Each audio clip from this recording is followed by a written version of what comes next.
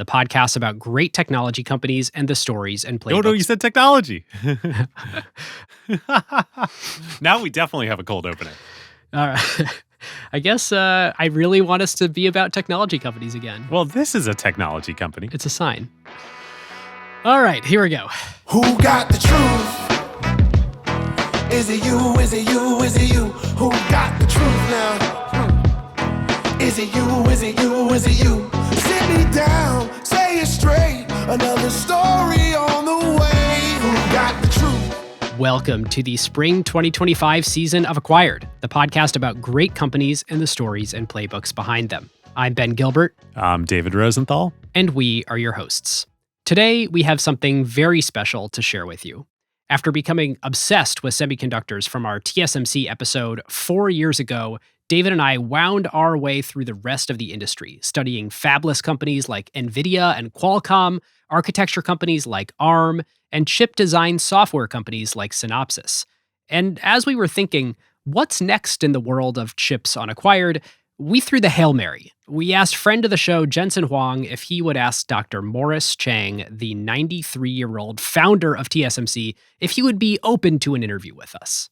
Yeah, it is kind of insane and super cool that Jensen made time to help us with this. It's not like he doesn't have a lot of other things going on. Yes.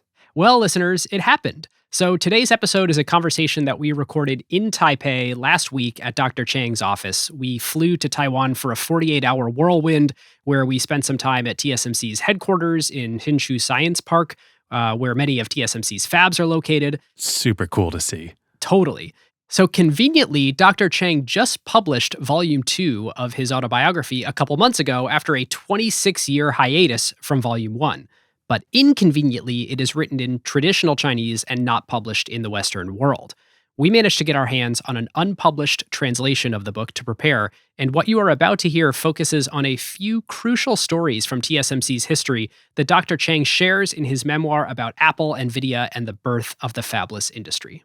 Yes, and big thank you to Karina Bao, who we were lucky to connect with after we set this up, and who has been translating Morris's memoirs with funding from Tyler Cowen and Emergent Ventures. Right now, the memoirs are not published in English, and we will let you know if then when that happens. Yep. All right, listeners, you can join our email list at acquired.fm/email. You'll get an email every time a new episode drops, once a month. And this is also where we announce past episode corrections, plus a fun little game where we give hints at what the next episode will be. I always have fun writing those. You do. That's a clear David job. This episode is presented by our partners at JP Morgan Payments. Yes, just like how we say every company has a story, every company's story is powered by payments, and JP Morgan Payments is a part of so many of their journeys from seed to IPO and beyond. Yep. So with that, this show is not investment advice. David and I may have investments in the companies that we discuss, and this show is for informational and entertainment purposes only. Please enjoy this conversation with Dr. Morris Chang with some of David and my reflections following its conclusion. We thought as a fun way to start things off would actually be to talk about the man who introduced us. Could you tell us a little bit in your words about your relationship with Jensen and TSMC's special relationship with Nvidia? Yeah, it started, my relationship with Jensen started with a letter that he sent to me. I think it was 1997. And the letter was sent through the post office, and I received it in Hsinchu. And the letter said that they were Nvidia, the company that Jensen was the CEO of, was a small company, but they had developed some really promising chips, but they were looking for a foundry, and they had approached TSMC's San Jose office, but they really got no answer from the San Jose office. Would I please contact Jensen, because NVIDIA really wanted to do business with TSMC. So I was going to the U.S. in the next week anyway. So the letter, frankly, raised my curiosity and also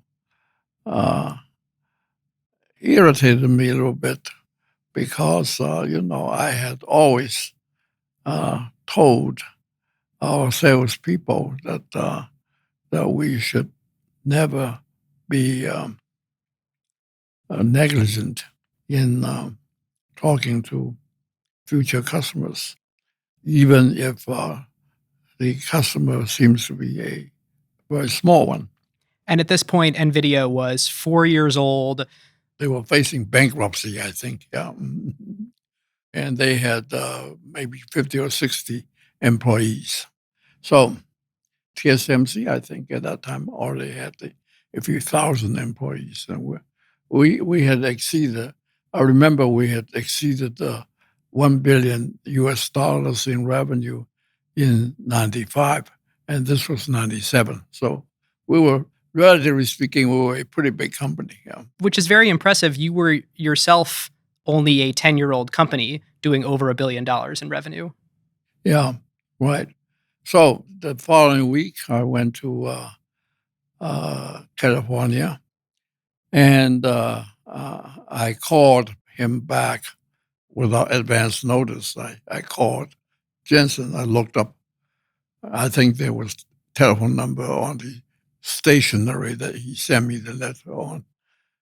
Jensen himself picked up the phone, and there was a lot of background noise. So there were, he was arguing something with his people. But as soon as I introduced myself, said, "This is Morris Chang," he immediately shouted to those people that were making noises. He said, "Quiet! Morris Chang is calling me." So I then proceeded to make an appointment with him to visit NVIDIA the next day or something like that. And that was our first visit, our first meeting. And he immediately impressed me with his articulateness, and also impressed me with his optimism. He was also very frank. He told me that NVIDIA was in financial difficulties, but the chip that he wanted now to have foundried would not only save the company, it would also make NVIDIA a major customer of TSMC. I mean, that was, actually quite a bold statement. Yeah.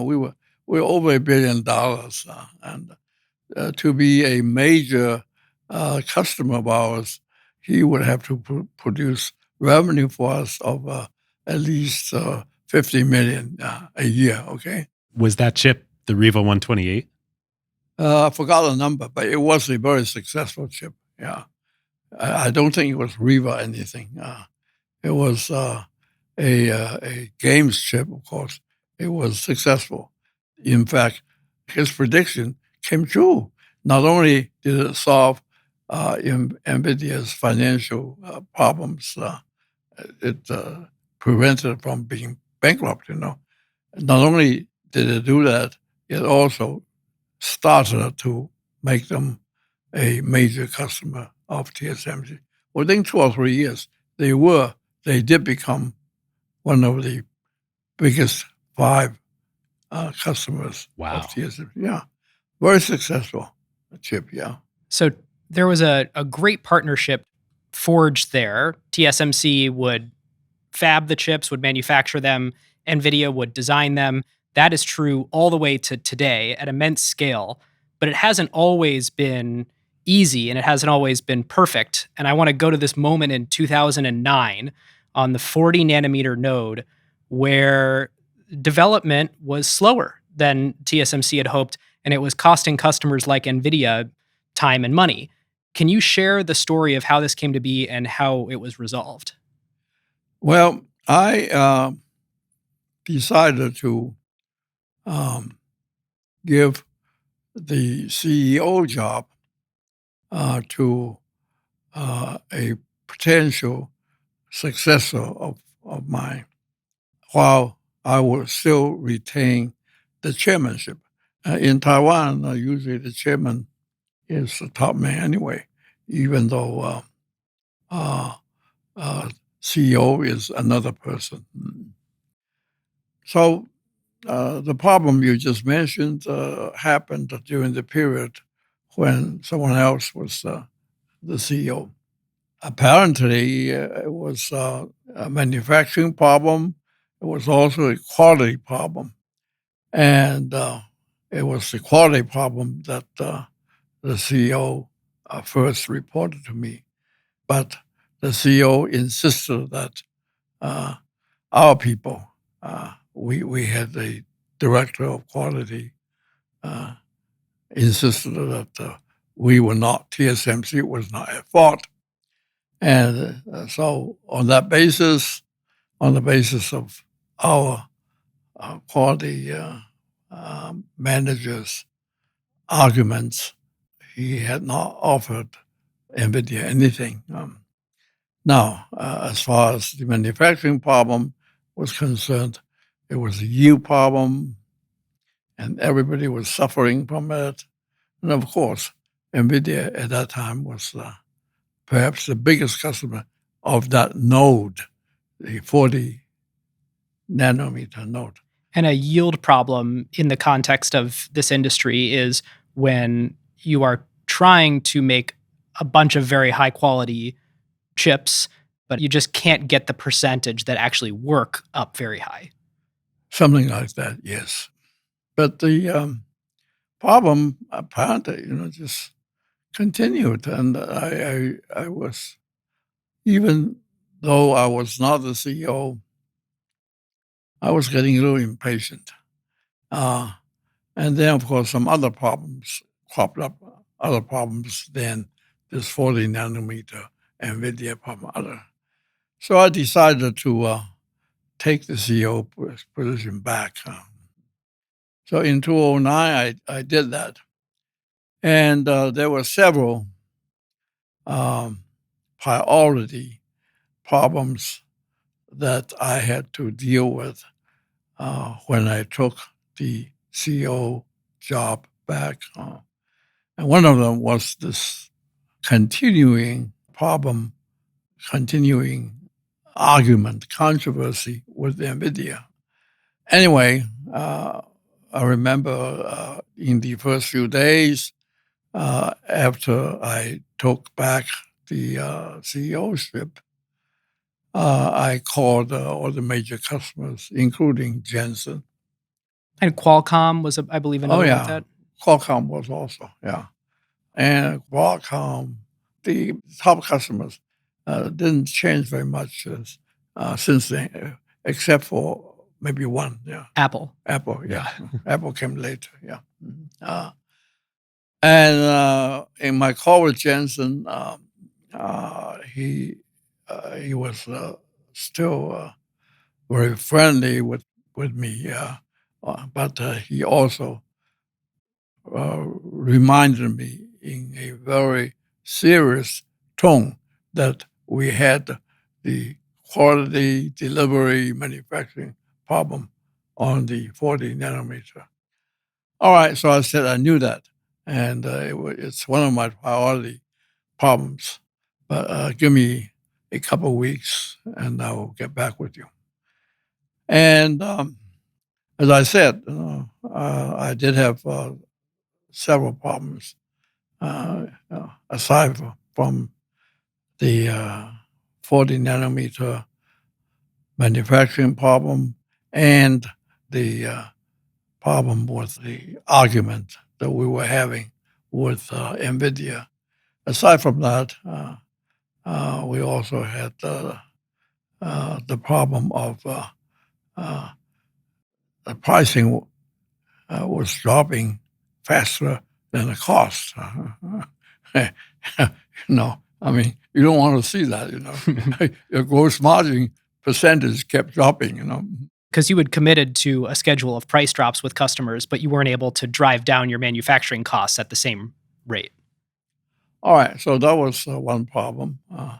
Another problem was the immediate one that triggered me to retake the CEO-ship because the previous CEO had laid off, except he didn't use the term layoff, He used bad performance review, the worst performance review people, and there were about 600 or 700 of them, And he laid them off on the basis of their poor performance review.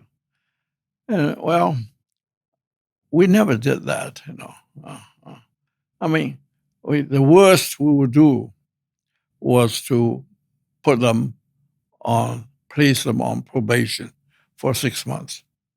And quite often, at the end of the 6 months, everybody will go back to his or her old job. And some of them would get transferred because they were in the wrong jobs, So some of them would get transferred. But we almost never really fired people, even after the probation period. So under your watch, you never did a layoff and you never looked at performance reviews, which are meant to help coach people as the means to determine who to lay off. That's right, yeah. And I actually, have told the managers that, But, in 2008, of course, there was a financial crisis. And the semiconductor business, in fact, got affected. And our revenue dropped. Our business dropped pretty seriously. Yeah. I was not a CEO. I was the chairman.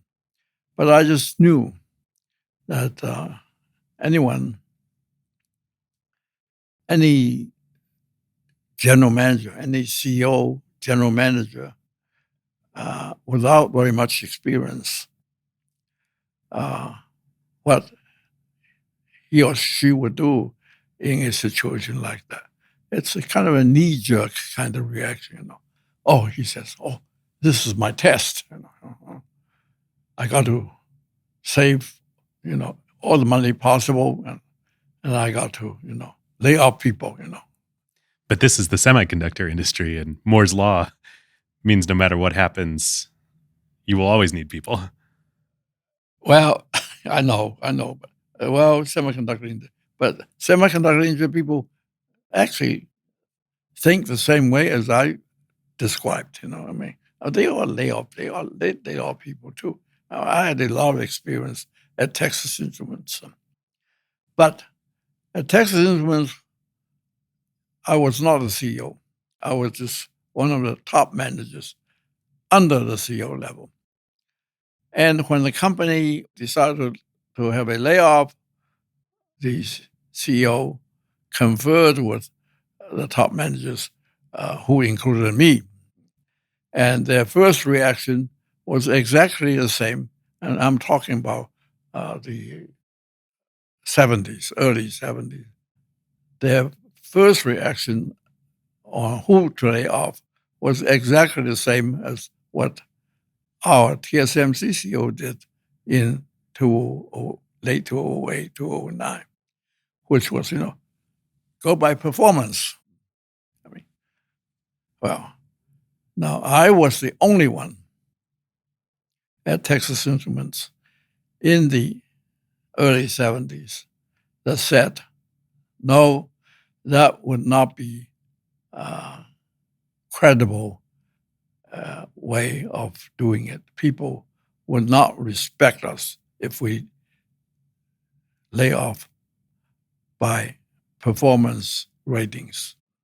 And why is that? Because it's very subjective. Performance reviews, the performance ratings are done by everyone's own supervisor. So 700 worst performing people in the company. And who gave the 700 people the bad ratings? 700 supervisors, very subjective. It's not something that people will respect.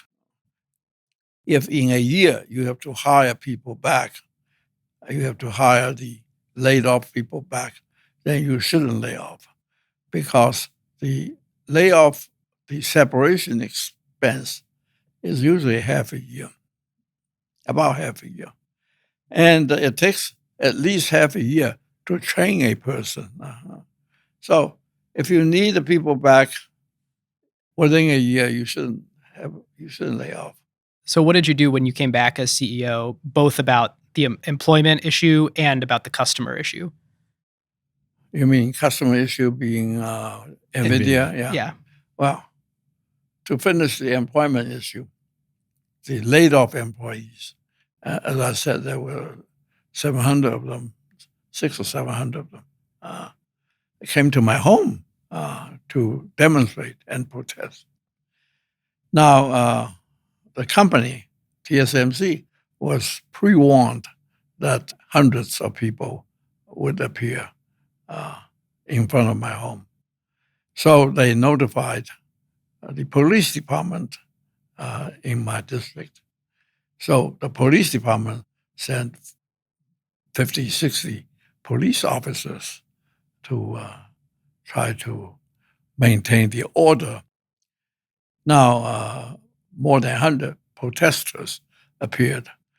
And the neighbors, my neighbors, they had trouble getting in and out.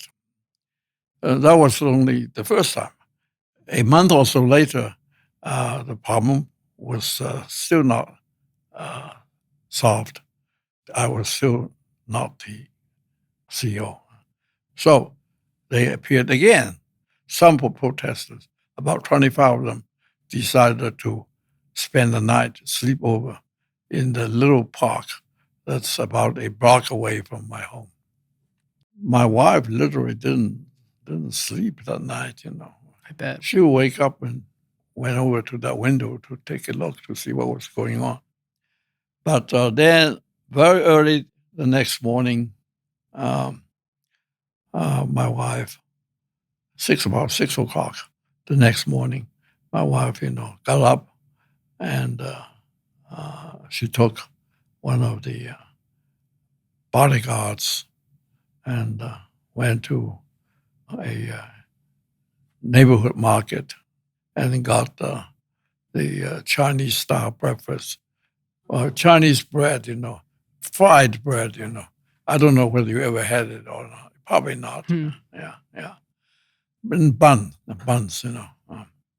soybean milk, and take enough of that breakfast, enough for 25, 30 people, and back to the park, and distribute them to the protesters. And they were thankful, Yeah. And they actually decided to not go to the president's palace, president's mansion. And they told my wife that they would not do that day. And all this kind of precipitated my taking back the CEO job. Well, there's another thing, I told the previous CEO before he laid off the 600-700 people, I said, because I knew, as I said, I knew that it would be his knee-jerk reaction to confront a crisis such as the crisis we had. It would be his knee-jerk reaction to lay off him. So I said to him, if you want to lay off, bring it to the board. I'll call a special board meeting. And I knew what I would ask the board to do, which was not to grant the permission. But he decided to circumvent that, the CEO, because what he did not consider it to be layoff. It was just punishment for the poor performers. Well, as far as the CEO is concerned, I did keep him. I had more than one nice talk with him. I intended to, and I told him that he was still a potential successor to me. So I kept him at the same job grade. We have job grades. And the same salary and bonus. But he was now the president of new businesses. And back then, we had high hopes for the so-called new businesses, which was solar cells and LED. It's the great irony that your core business of manufacturing integrated circuits ended up becoming the largest market opportunity of all. You didn't need any new businesses. Ended up the biggest market opportunity. Why is it so ironic? Well, it's always interesting to me when companies think, oh, we should look at other new businesses, when in reality, semiconductors became a $600 billion a year market. And, solar is a small fraction of that. LEDs are a small fraction of that. You were already in the best market. I know. And I knew that. I did not really think that solar or LED would really replace our integrated circuits business. But I knew the integrated circuits business was going to be great, But at that time, which was 2009, at that time, we also thought that solar and LED was going to be very promising, But it didn't work out, of course. The solar business could have been pretty good. However, China ruined it. They subsidized the hell out of it. And they now control that business, solar cells. The prices were extremely low, still low. So it didn't take off. TSMC servers didn't take off. And LED did not take off either, because LED, it's not, the market is not as big as solar. However, it's controlled. The patents are controlled by just a few companies. And they wouldn't let the few companies that control the patents of LED will not let up at all. So a few years later, the CEO that was put on the new businesses decided that his new assignment wasn't working out either, so he quit. And he's now running MediaTek, is that correct? He is now a vice chairman and the CEO of MediaTek, yeah. So coming back to this moment in 2009, you offered to rehire anyone who was laid off that was interested in coming back, and you're setting the new sort of vision and strategy as CEO, or in many ways returning to the old one. How did you resolve the Nvidia dispute? Yeah, in the first 4 or 5 weeks after I retook the CEO job, I probably spent almost half of the time on how to resolve the problem with NVIDIA. As far as youths were concerned, well, we were doing our best because, we had to do it anyway, I mean, NVIDIA was just one of the customers. Yeah, not just NVIDIA, but Yeah, Qualcomm and yeah, right. Intel. And Yeah, and it was a very important node. 40 nanometer was very important node in the progression of Moore's law. Only after 40 can we, if we do the 40 well, can we do the 28? 28 was the next one, and I called the salespeople that were have been in direct contact with NVIDIA, and of course I called everybody that was somewhat involved in the problem. So it was a matter of money. As far as the progress on the manufacturing lines, we were already doing what we could. It was, as I just said, it wasn't just for NVIDIA. It's for TSMC, But NVIDIA, because they had borne the brunt of the problem, the damage. So it's a matter of money. I worked out a number. I familiarized myself with all aspects of the problem, and then I worked out a number. And I also knew that NVIDIA's customers were after them, They had demands on NVIDIA too. So I used all the intelligence I could get, and I think it turned out that it was good. So about a month after I retook the CEO job, I sent an email to Jensen. I said, I'm coming to Silicon Valley next week on this date. I will be at your home at 6 o'clock. Let's have just salad and pizza, which was something that we had many times in the past.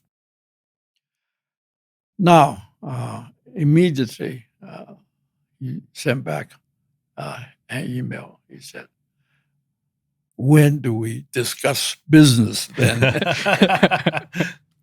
Did he ask who was going to pay for the pizza and salad? He didn't ask that. So I anticipated that. So I said, 6:30, we'll start having pizza and salad. 8 o'clock sharp, we'll go to your office at your home, and we'll discuss business. So on the appointed date, I showed up, and we followed the schedule exactly. 6:30, I showed up. We had a very pleasant pizza and the salad. Thing is that his wife, Lori, would make the salad, and the pizza was delivered from outside. Or maybe they made their own pizza too. I forgot. Would not surprise me. Yeah. Anyway, I had it many times at his home. All right. So at 8 o'clock sharp, it was I who looked at the watch and said, Jensen, why don't we go to your study? And I gave him the offer. It was on the order of $100 million, right? Yes, more than 100 million, yeah. And I also said, our offer is effective 48 hours. If you do not, there is not going to be, we're not going to argue, we're not going to bargain. If you don't accept the offer within 48 hours, we'll have to go to an arbitrator, which was what he had suggested to the previous CEO anyway, that we would go to the arbitrator, But the previous CEO did not even give him a number, The previous CEO gave him 0. You probably don't want to go to arbitration with your best customer. No, I didn't want to. Yeah. But I had to say that, because I mean that number, the number we offered him, was arrived at after, as I said, weeks of work on my part, and I thought it was fair to both sides. And did Jensen accept the offer? Yeah, he did. Within 2 days. I think it's an amazing example of a situation where you had strong partnership together for many years. You built this close personal relationship such that you could have an hour and a half family dinner and not talk business.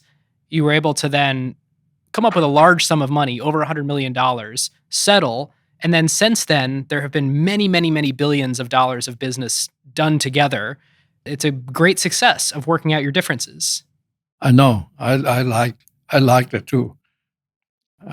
That's why I included the story in my autobiography. Now is a great time to thank our presenting partner, JP Morgan Payments. You don't often hear stories of how important payments are to supply chain success, but the last few years have really shown how critical it is to the global economy. In our remastered TSMC episode, you heard how JP Morgan's Trade and Working Capital Group helps companies manage risk and access liquidity for their global trade. And we just got a new stat from them. 18 of the top 20 largest corporates are payments clients, so they have an unparalleled view into global trade flows. So, zooming in on supply chain, think about a typical manufacturer. They're trying to balance paying their suppliers quickly to keep good relationships while also optimizing their own working capital. Meanwhile, their suppliers, especially the smaller ones, often struggle with cash flow while they wait 30, 60, 90 days to get paid. So, this is where JP Morgan Payments' technology and global expertise comes in. They've taken traditional supply chain financing and made it much more dynamic and technology-driven. Their solution enables businesses to provide suppliers with early payments at favorable rates based on the buyer's credit rating. Buyers can easily switch between supply chain finance and dynamic discounting as business needs change too. It's also real-time. You get complete visibility into supply chain finances data so you can track invoices and optimize payment timing all in one place.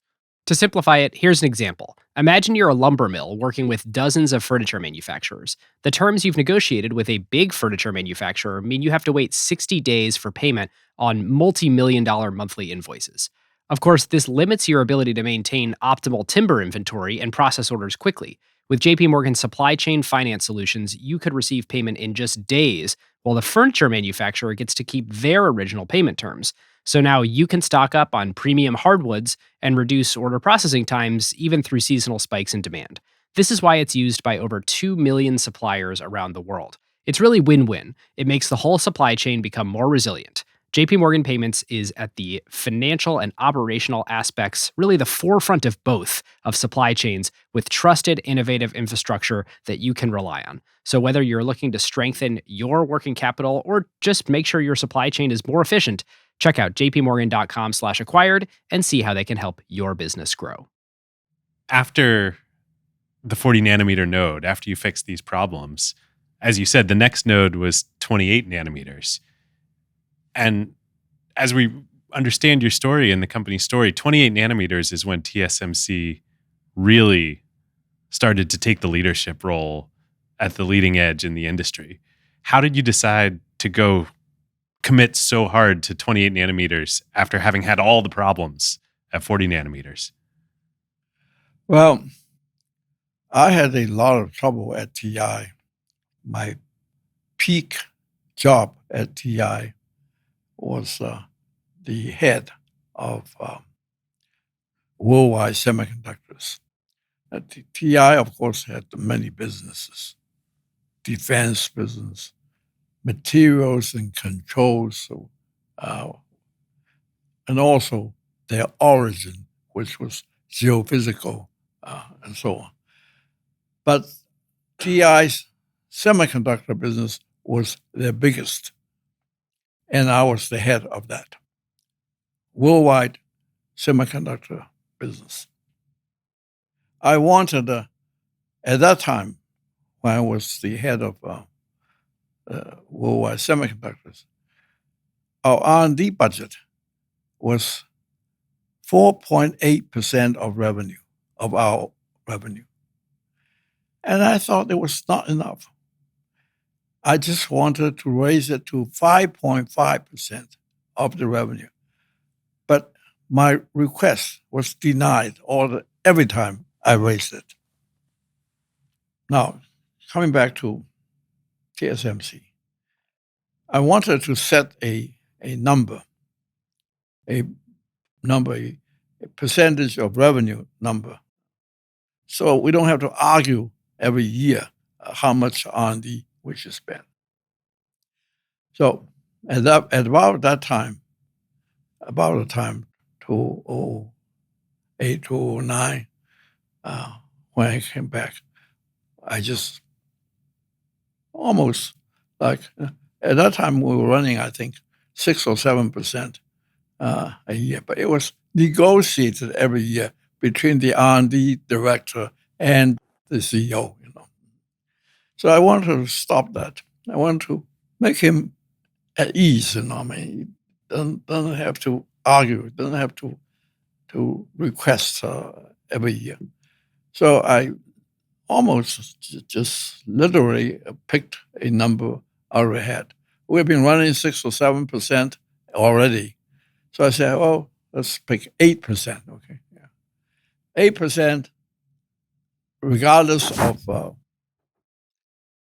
whether there's a recession or not, and that's just 8% of revenue. And that was the best news, if you ask our R&D director, who was back then, I think, in the second place of R&D. He would tell you, I mean, he has told me many times in the last 10, 15 years that this was really the best thing that we did for R&D.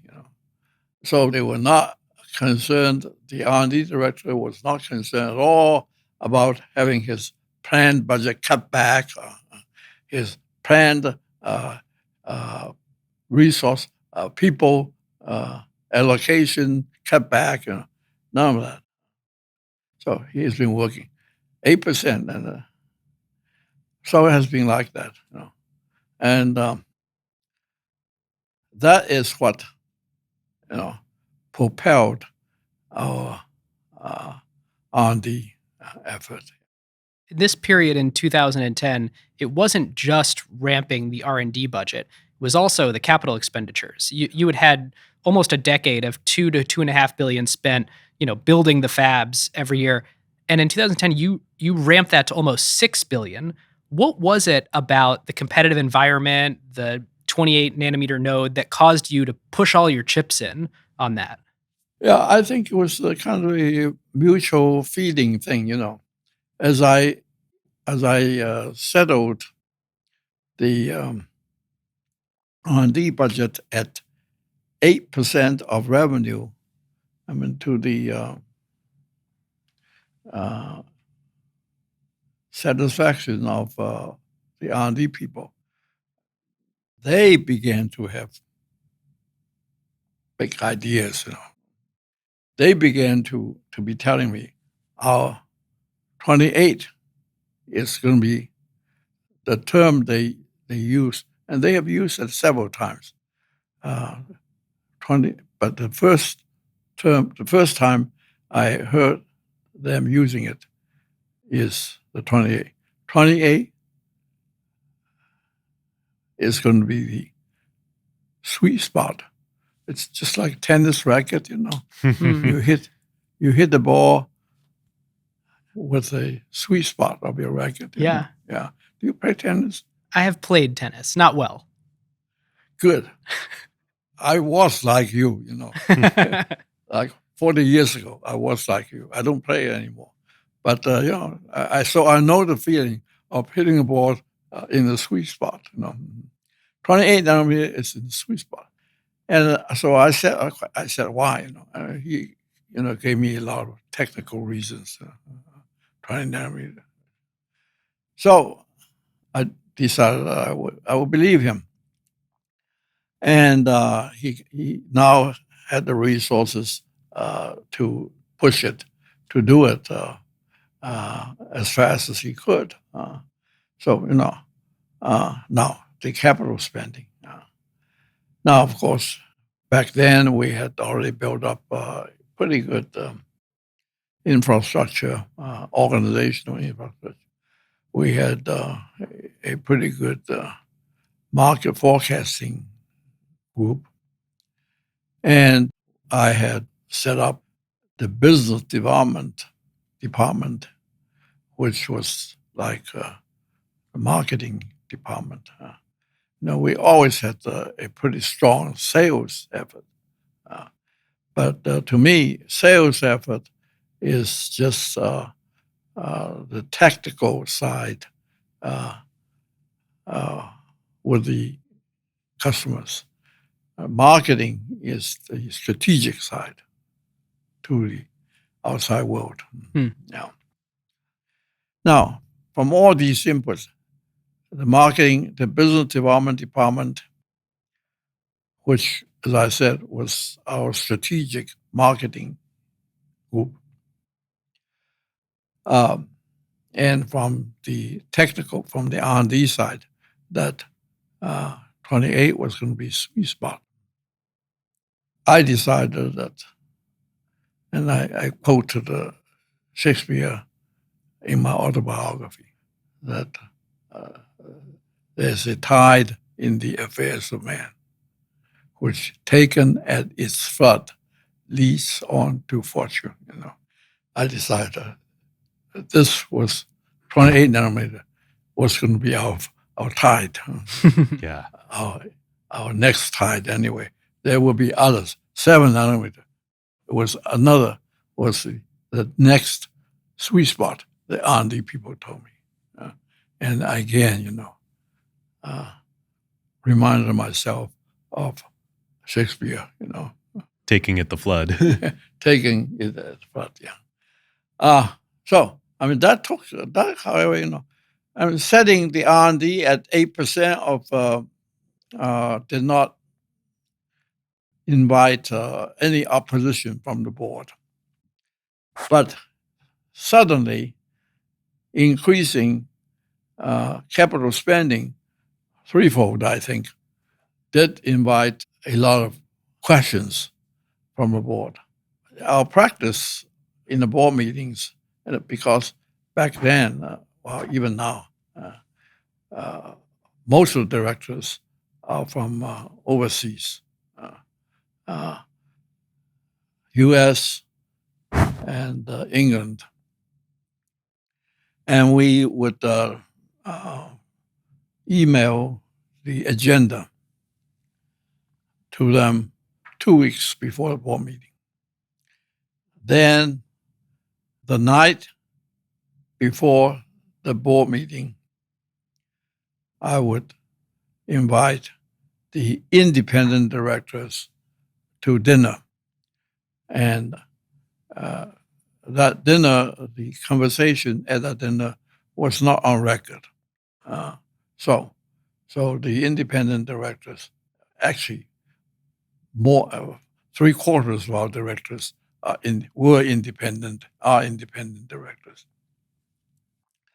Anyway, so in the night before and the evening before the meeting, they had the opportunity to ask me questions if they had any. But on this matter of vastly increased capital spending, they didn't even wait until they got to that dinner. Because this was effectively betting a huge amount of the company's cash on this node, this process, this generation. Yeah, and so they called the chief, the general counsel. The general counsel is also the secretary to the board. Yeah, they called him. At that time, it was an American. The general counsel was an American, and said, "We want to talk to the chairman. We don't like this idea at all." Anyway, So I talked to them on the phone about a week or so before the board meeting. And all right, this is something that, of course, I told them what I have now just told you, inputs from our market forecast, inputs from our R&D, inputs from our business department, the new business department.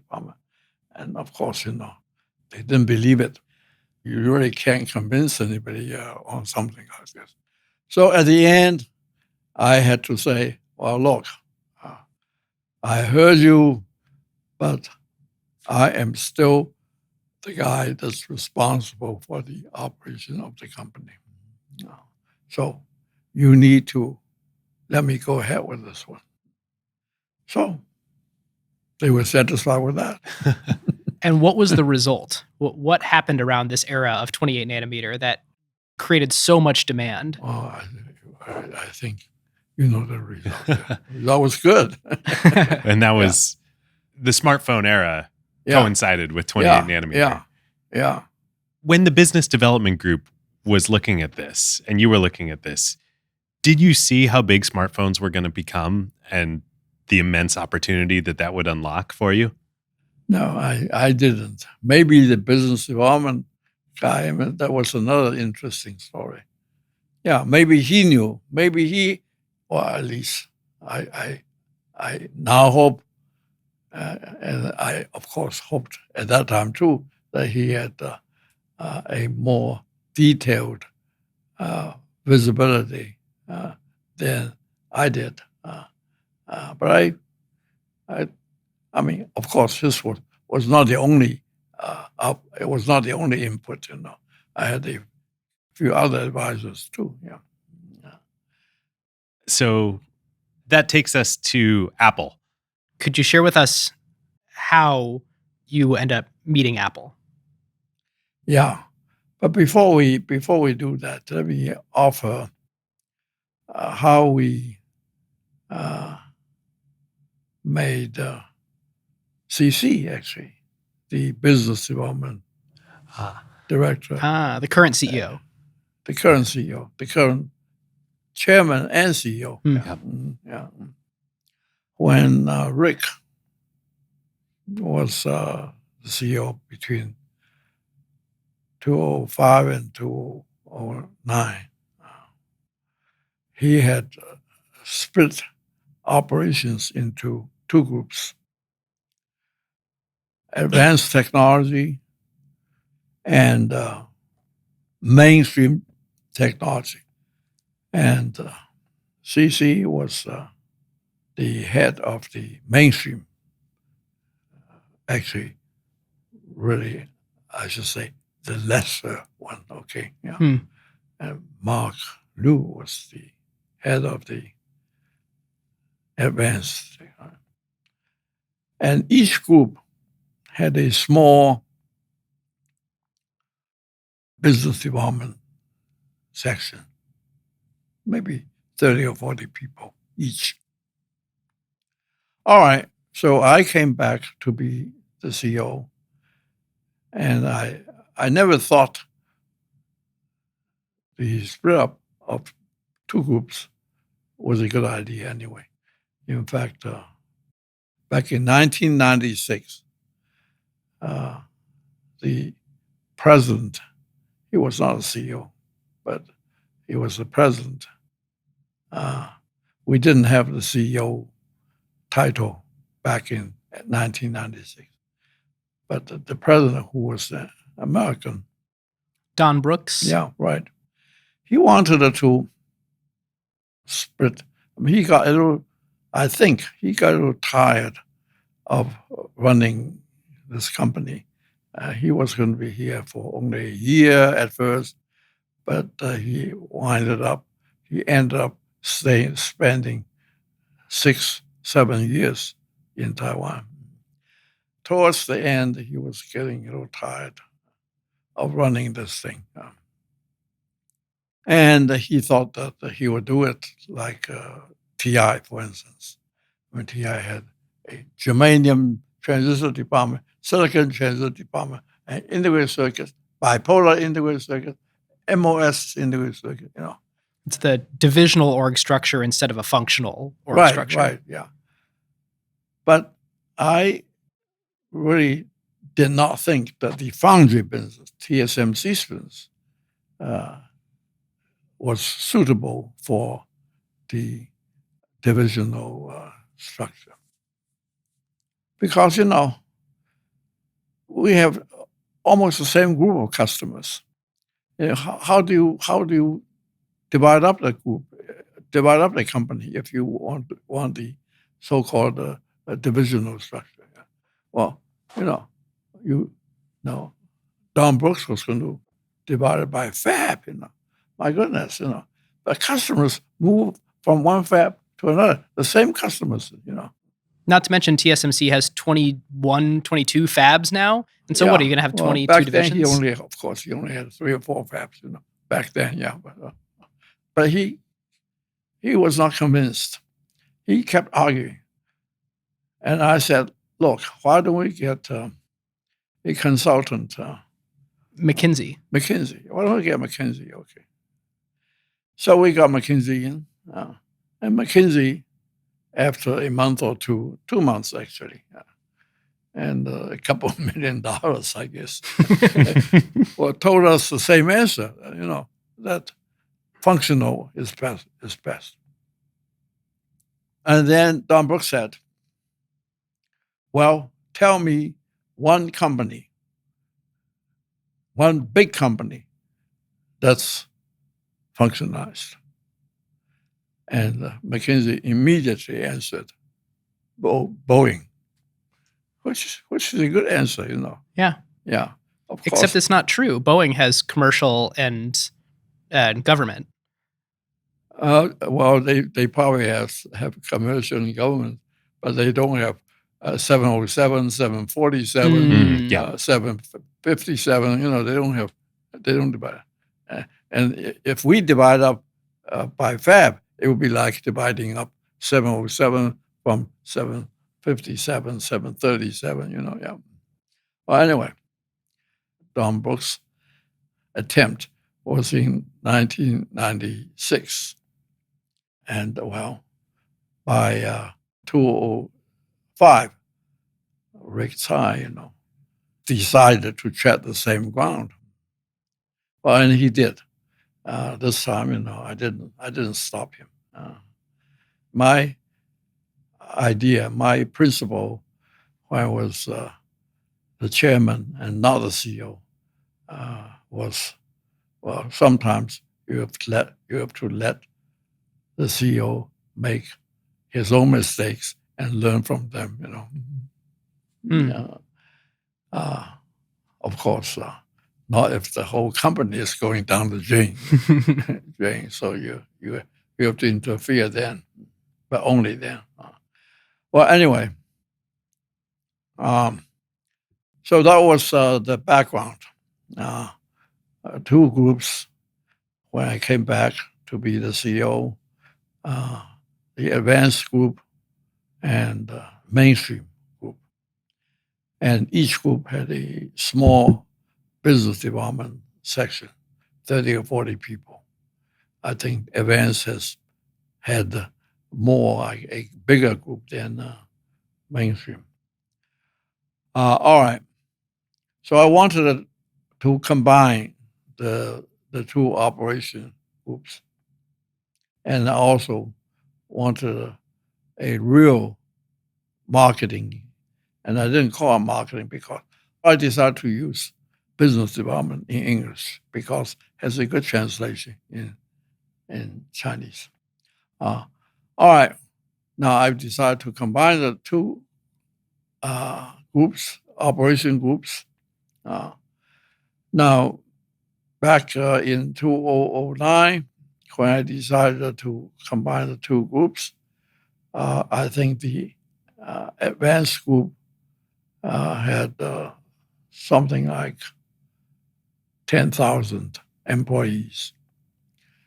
And the mainstream group had a little less, but also 7,000 or 8,000 employees. employees.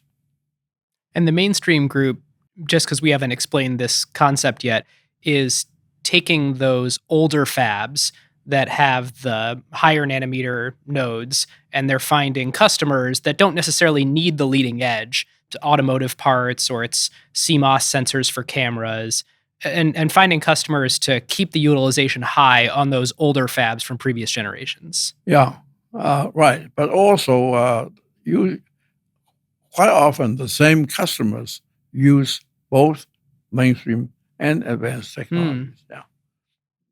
Take Qualcomm. I'm quite sure that they use, the most advanced, and or even Apple. I think they use.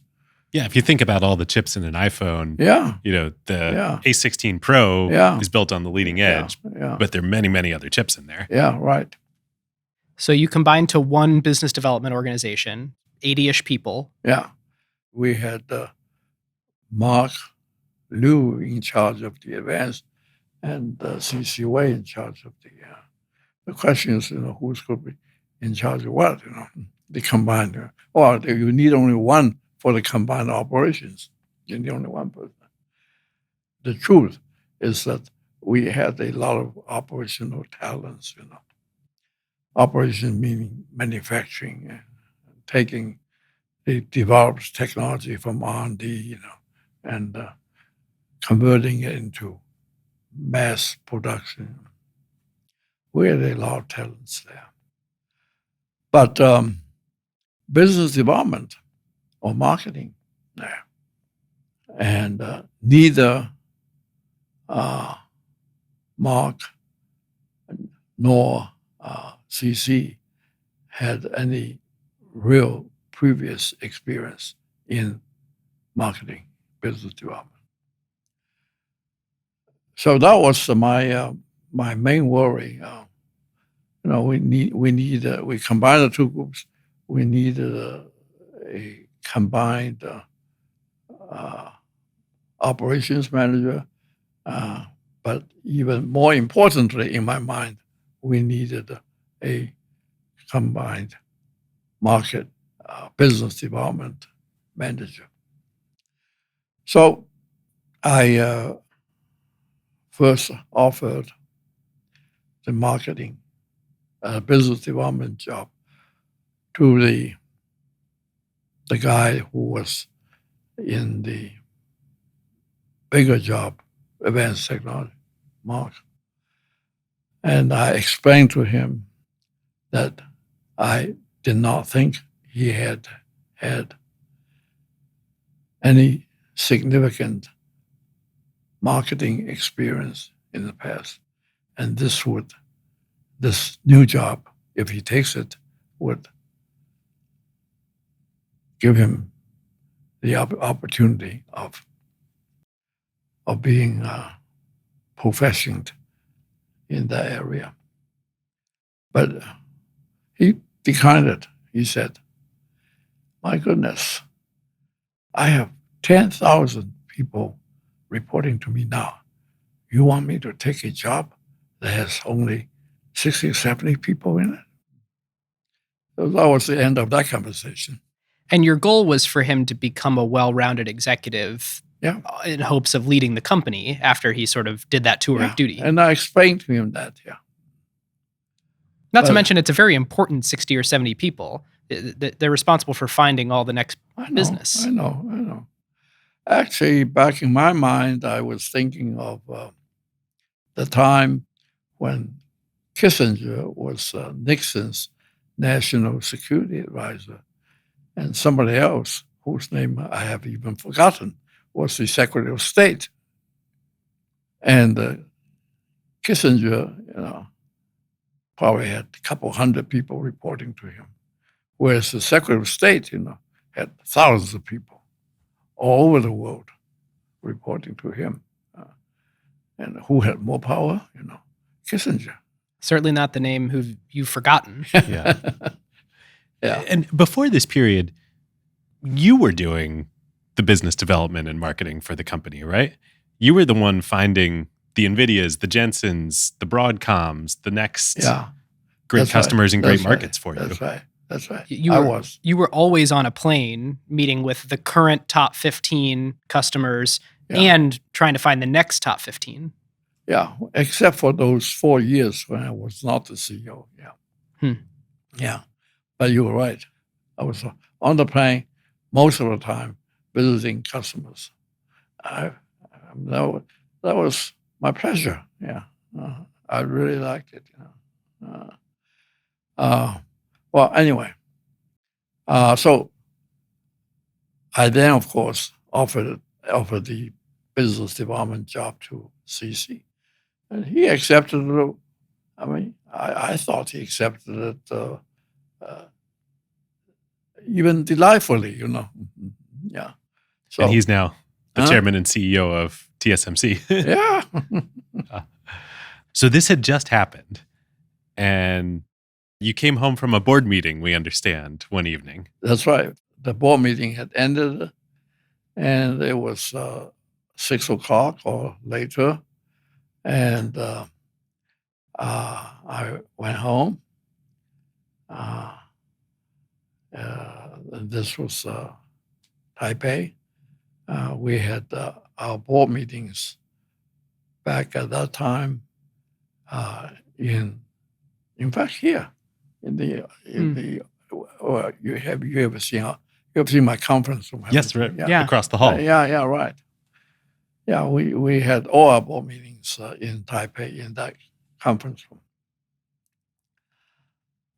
Anyway, it was 6:30 or so when I got home, and I think my wife knew that I would not be home until around 6:30, because as soon as she met me at the door, which wasn't very often,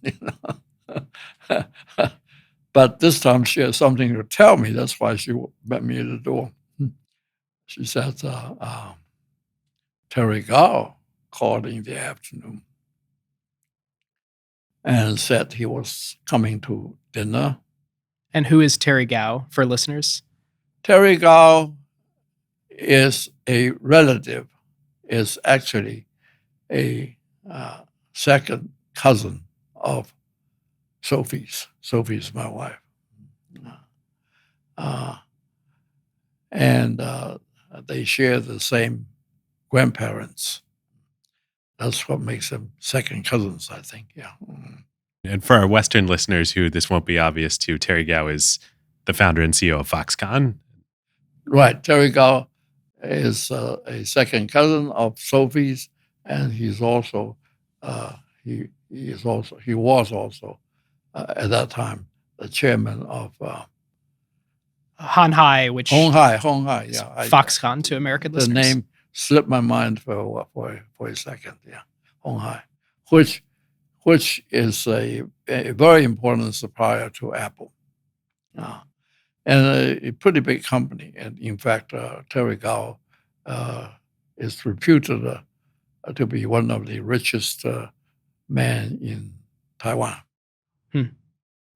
And she said, Sophie is lovely, but she doesn't know too much of my business. I don't think she understood the significance of Terry Gao coming to dinner, bringing a vice president from Apple. I don't think she quite understood, she wasn't really interested either in the significance of that. And you had been trying for months, strategizing with the business development team, how do we go win Apple's business? The iPhone seems to be working. Yeah, I mean, strategizing is probably too strong a word. I mean, just thinking, also knowing that we just can't do anything. We can't do anything about it. Apple is a very close-mouthed company. If you try to talk to them, if you offer, your service, I mean, they would just tell you to go away. They will come to see you when they are ready. That's what I knew about Apple even then, and I know the same thing now. Yeah. All right. So 8 o'clock. Now Sophie did know that I would not be home until after 6 o'clock. So she had told Terry that, and Terry had set the time of their arrival at 8 o'clock. So 8 o'clock was a bit late for my dinner, but I said, "What the heck? We'll wait." All right. So they showed up. I didn't ask her. Sophie just said a vice president, and I just thought to myself, it wouldn't be just an ordinary vice president. Yeah. So because there was no reason for Terry to just bring any Apple vice president to my home for dinner. It must be something special. It must be someone special for TSMC. All right, so Jeff Williams came. He was not just a vice president, he was the chief operating officer of Apple. And, Jeff was a pretty straightforward person. He didn't spend much time in ordinary chit-chats. There wasn't the same pizza and salad period before. It wasn't formal either. My wife Sophie just added, we have a cook. We had a cook, and pretty good cook. So Sophie just told the cook to add a few dishes. She's a Chinese cook. She doesn't do any Western food. And, Terry, obviously, she grew up on Chinese food. And I would imagine that the Apple guy that he brought would also like Chinese food. Anyway, so she just asked the cook to cook a few more dishes. But, it wasn't important. The food was not important. Either the quantity or the quality was not important, because Jeff almost immediately started his pitch, almost as soon as he sat down to dinner. And what is the pitch from someone like Jeff Williams like? We would like you to foundry our wafers, something like that. Pretty straightforward. I mean, so I listened. That night, I think Jeff talked maybe 80%, and I talked 20%. If you don't count the relative talk between Sophie and Terry, which was not very much either. Yeah. And Jeff had proposed economic terms at this first dinner, right? No, nothing so concrete. Okay. He did say that we will let you have 40% gross margin.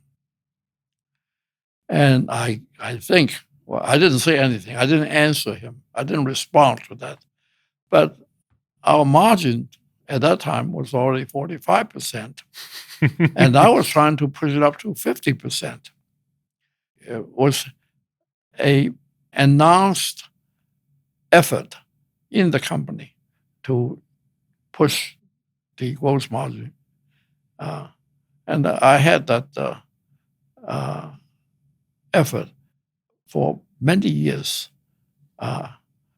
after I came back to be the CEO. And I really didn't succeed even at my retirement.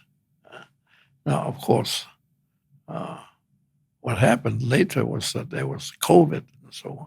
And also, we began to have leadership, technology leadership.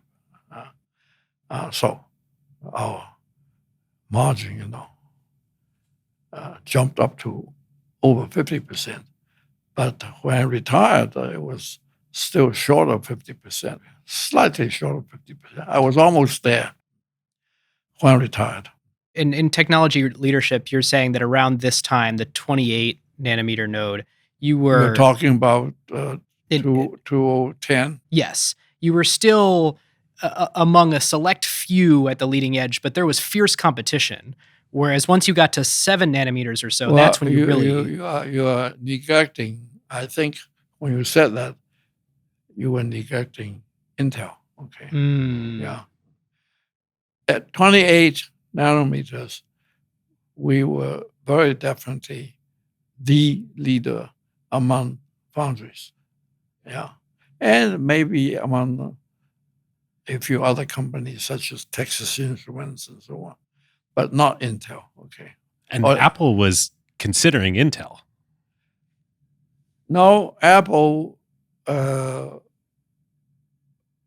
was not actively considering Intel. That came later. Yeah. But I'm quite sure we'll have time to cover that. Yeah. Well, take us there now. So after November of 2010, you had the initial conversation with Jeff Williams. Yeah. He said that he would let us at 40%. And my thought was, my goodness, we're already at 45%, But I also thought that he was trying to be generous when he said that he would let us have 40%. And I also thought to myself, well, now it's not, this dinner is not the time to go into a pricing discussion.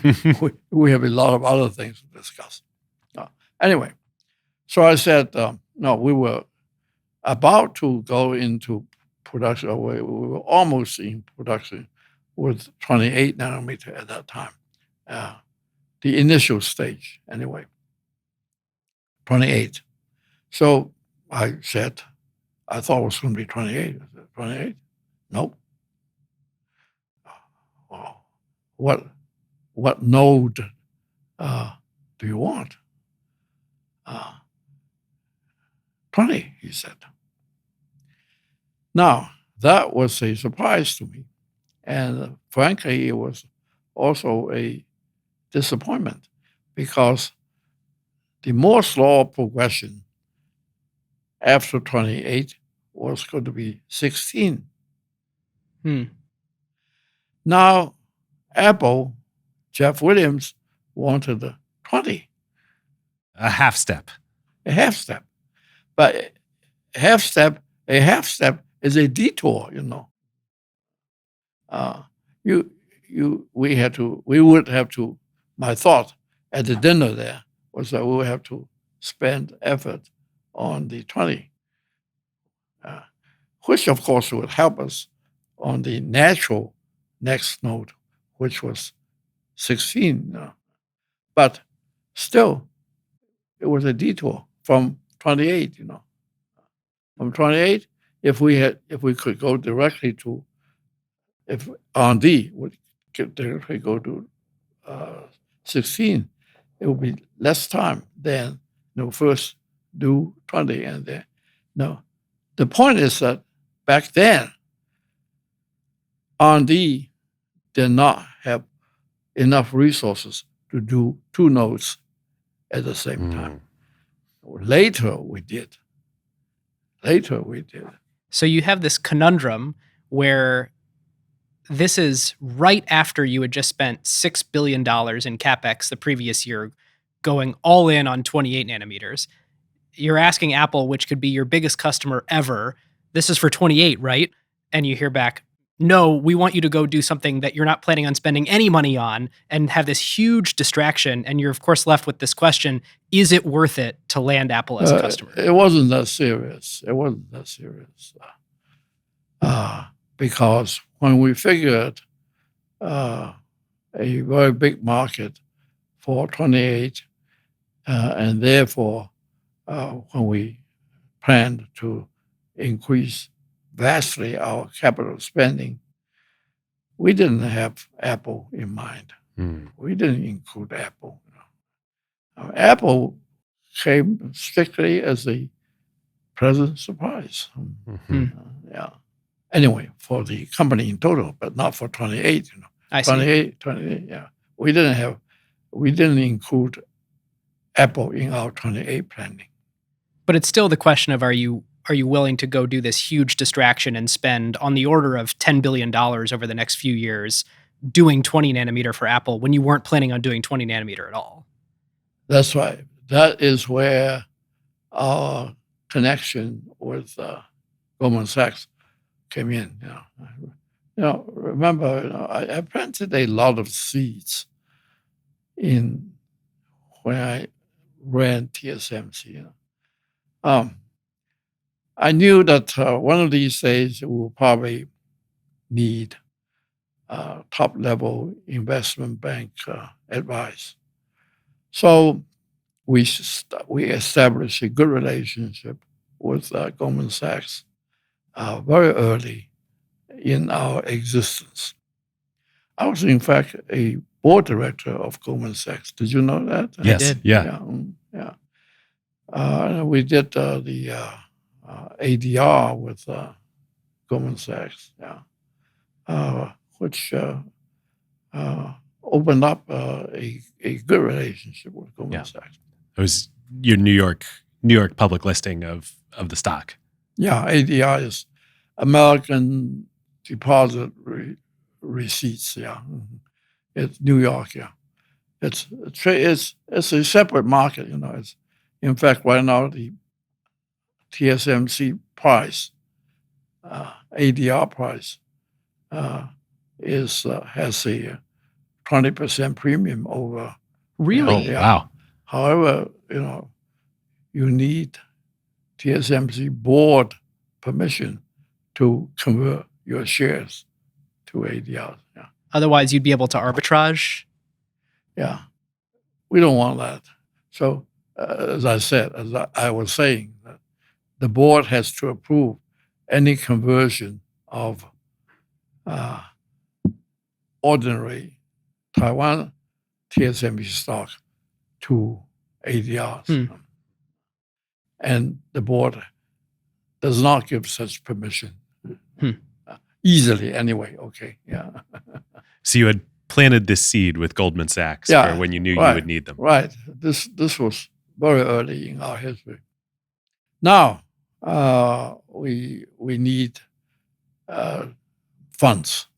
I mean, this Apple thing came after we had already decided to increase capital spending. And now, Apple requires even more capital spending. And we have to figure out where the cash is going to come from. So, there were several possibilities, of course. We're paying a dividend, not a very big dividend back then, but a modest dividend. And we could cut that dividend. And then we also could sell stock, new stock offering, either in Taiwan or in the U.S. We have the ADRs, or we can borrow money, corporate bonds, Or you could only fill part of Apple's order. Right. And we did that. We first did our financial planning, and we decided not to cut dividend. We decided not to sell new stock. We decided to just borrow. And this was also with consultation with Goldman Sachs. We chose borrowing. How much? I looked at the numbers, and just as you said, I decided to take half of what Apple said they needed. Is this common, by the way? It seems like it would be in a customer's interest to come to you and say, I need to buy zillions of chips from you. I need all your wafers, because they have no skin in the game of I know. spending all the money. I know. Well, back in the 90s, in the first, let's say 15 years, first 10, 12, 15 years of our existence, we were short of capacity almost all the time. And what you just said happened all the time, And so we figure out that we'll require a deposit from the customer. And we'll even confiscate the deposit if the time comes for him to take the wafers and he doesn't, And everybody delights in the word confiscate. So it was first used by me. Okay, I told the salespeople in San Jose, I said, tell the customer that we need a deposit from them because just as you said, it's our money and it's only their words. They may not want the wafers when the time comes. And I told the salesman, tell the customer they will confiscate the deposit. And the salesman never heard anything like that before, And so they were in uproar, in happiness, now they could actually stand up and tell the customer that we might even confiscate your money. But of course, we never confiscated any money. Now, it did happen quite often, particularly in the 2000, we had, I think it was called an internet recession, I think, because in internet was, people were starting companies called pets.com or something, Yeah. It was, anyway, so we had the recession. Which trickled all the way back to semiconductors. TSMC's revenues, it was 4 years after the dot-com bubble before they were back at the... dot-com. At those rates. Yeah. Mm-hmm. Yeah. Was it quite, it was almost 4 years, I remember it recovered only in 2003, It started in 2001, the first quarter of 2001, and recovered in the third quarter of 2003. So it was 3 years. Wow. 3 years. 01, 02, the third, fourth quarter of 03. 3 years. Anyway, the customer, quite a few customers had placed deposits to anticipate normal good times during those years. And we did build the plant. In fact, we purchased, or I should say, we bought a couple of other companies. And so their plants, their fabs became ours. And the customer didn't need the wafers anymore, didn't need the outputs of those fabs anymore. And we didn't confiscate their Hmm. deposit, but we let them delay, demand. Yeah, Right. and eventually, every one of them, they all use up their deposits. But that would come.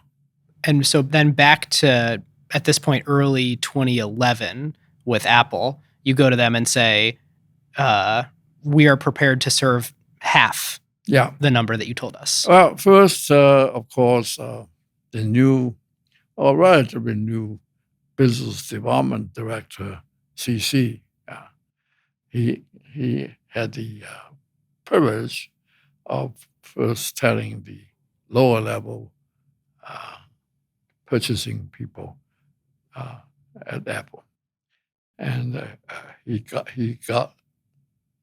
a response back.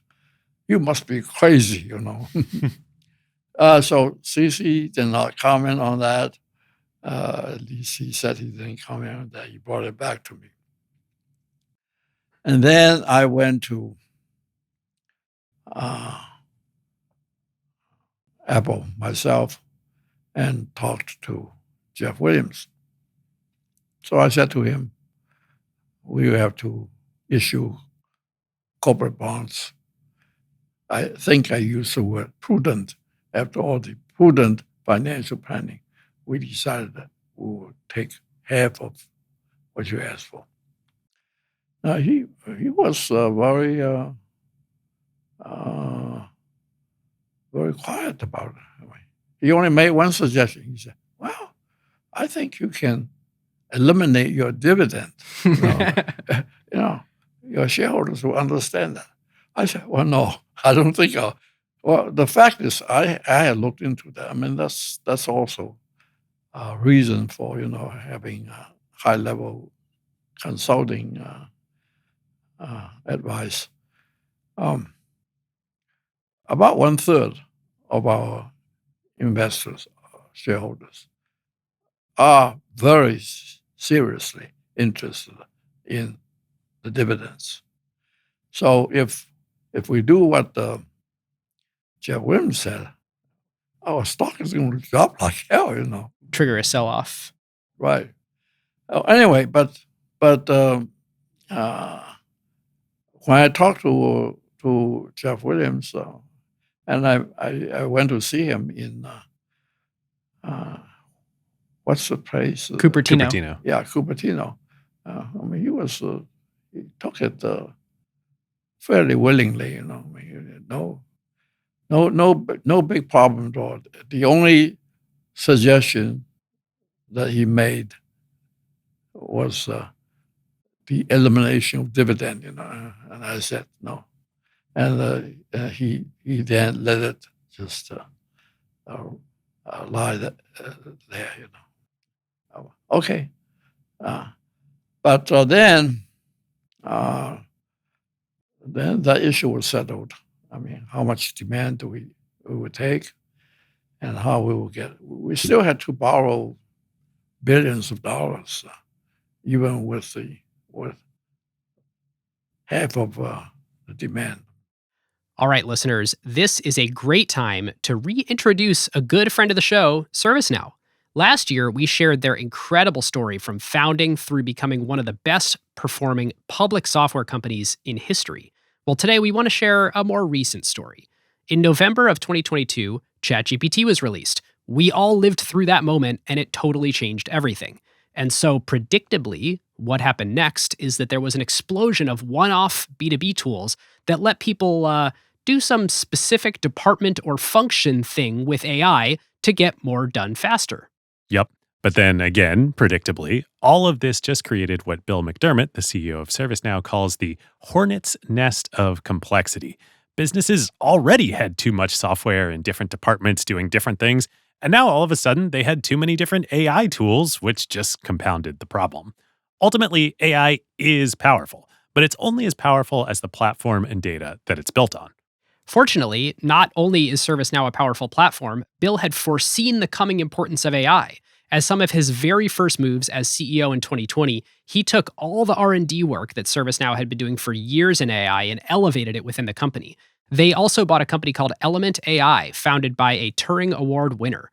Over the next several years, they were heads down integrating AI into the entire ServiceNow platform, which meant that when this new era of large language models arrived, ServiceNow was deeply prepared. Yep. So, how does that show up in their product today? ServiceNow has AI agents that you can deploy across every corner of your business. They all work with each other, architected on one enterprise grade platform and built on the same data and workflows. So, whether it's your IT or HR or finance, CRM, supply chain, etc., you can deploy AI agents in every part of your company. David, it's funny. You hear all these Fortune 500 CEOs talking on earnings calls about the AI agents that they're deploying to increase productivity. Behind the scenes, a huge number of those are actually doing this with ServiceNow. Yeah, it's incredible. So, if you want to bypass the hornet's nest of complexity caused by disparate software vendors and put AI to work on one platform and in every corner of your business, go to servicenow.com/acquired. And when you get in touch, just tell them that Ben and David sent you. So this really was, especially after the investment in 28 nanometers that depleted your reserves, this is a bet the company move. You're taking on a bunch of debt to go build the fabs to make this happen. But yeah, I know, bet the company, but I didn't think I would lose, You sound like Jensen. That's exactly what Jensen said. Yeah. And so, all right, but I think that the financial discussion with Apple had already happened when Jeff Williams called me in February of 20, we're talking about 2011 now. Yeah. And he said, it was a very short conversation. Well, said, we need to pause our discussions for 2 months because the highest level of Intel has approached Tim Cook and has asked Tim Cook to consider Intel. And at this time, Intel was the major supplier for all Macs. Apple's Mac line was all Intel. Yeah. That wasn't an issue, of course. I mean, in February of 2011, Jeff Williams was talking about the iPhone. Yeah. But they had a close existing relationship. Yeah. I don't know what relationship they really have, Well, anyway, it must be close, So that was all he said, and I wasn't all that worried because in 2011, Intel was no longer a name that you would, when you hear it, you would stand up and bow, Interesting. I mean, heck, in the 90s, in the late 20th century, I mean, they were a name in semiconductors. When you hear it, of course, I'm exaggerating the situation. Moore's Law. I mean, they're Intel. Yeah, Intel.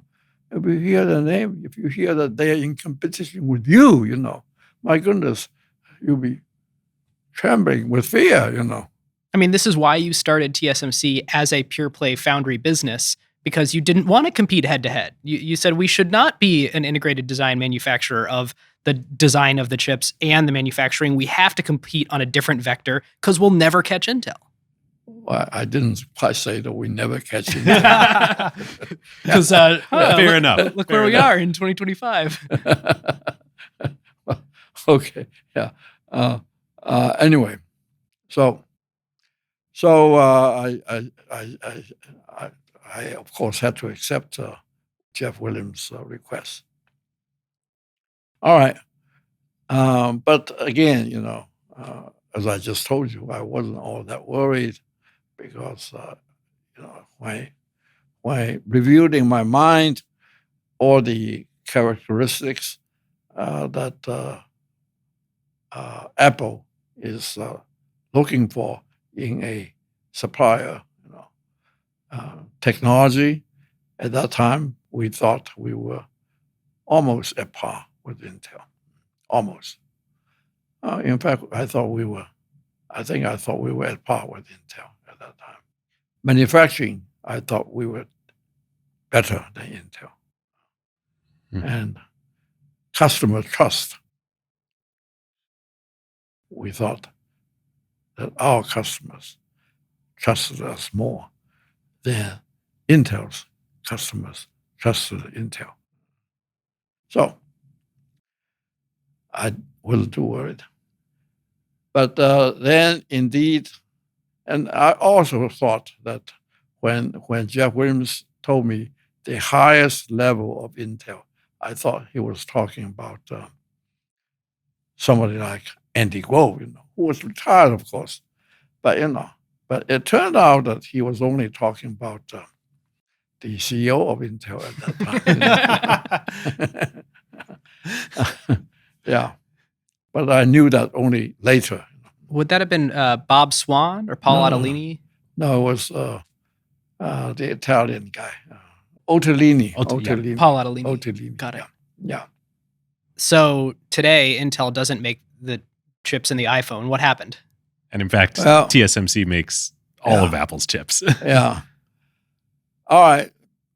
I wasn't too worried, but it still was in my mind. So a month passed.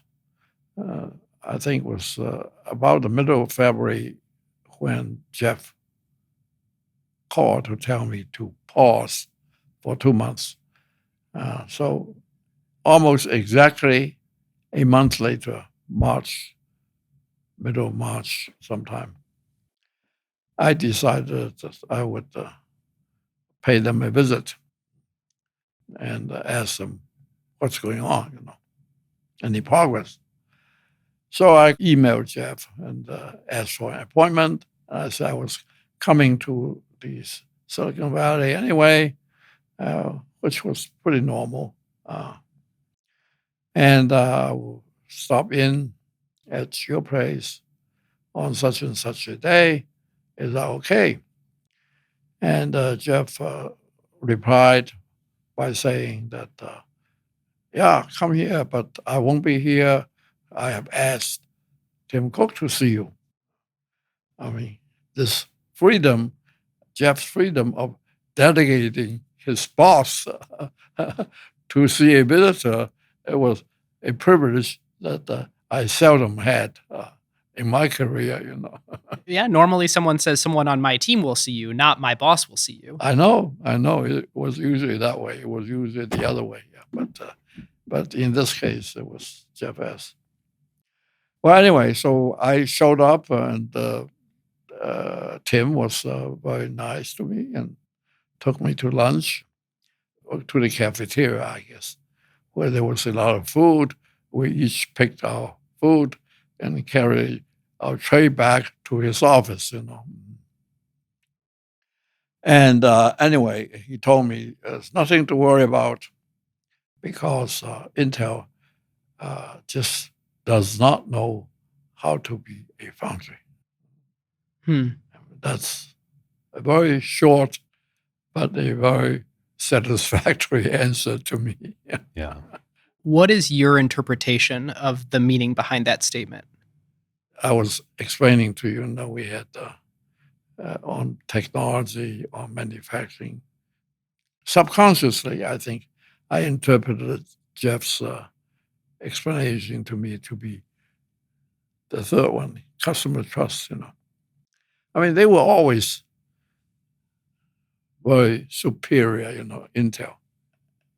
Before this Apple thing, Apple and before Apple became our customer, I knew a lot of Intel's customers in Taiwan. All the PC makers are Intel's customers. None of them liked Intel. None of them. Yeah. Intel always acted like they were the only guy. I mean, they were the only guy, for the microprocessors. Yeah. And that's for their microprocessor business. But here we're talking about the foundry business, where TSMC at their extreme core does not compete with customers. And even if Intel is trying to do business in good faith, they do have the conflict where they also design chips, which is competing with Apple's chip designers or Nvidia's chip designers or any other. Yeah, but I really don't think Tim meant that. I think Tim meant that the customer asks a lot of things. We have learned to respond to every request. Some of them were crazy. Some of them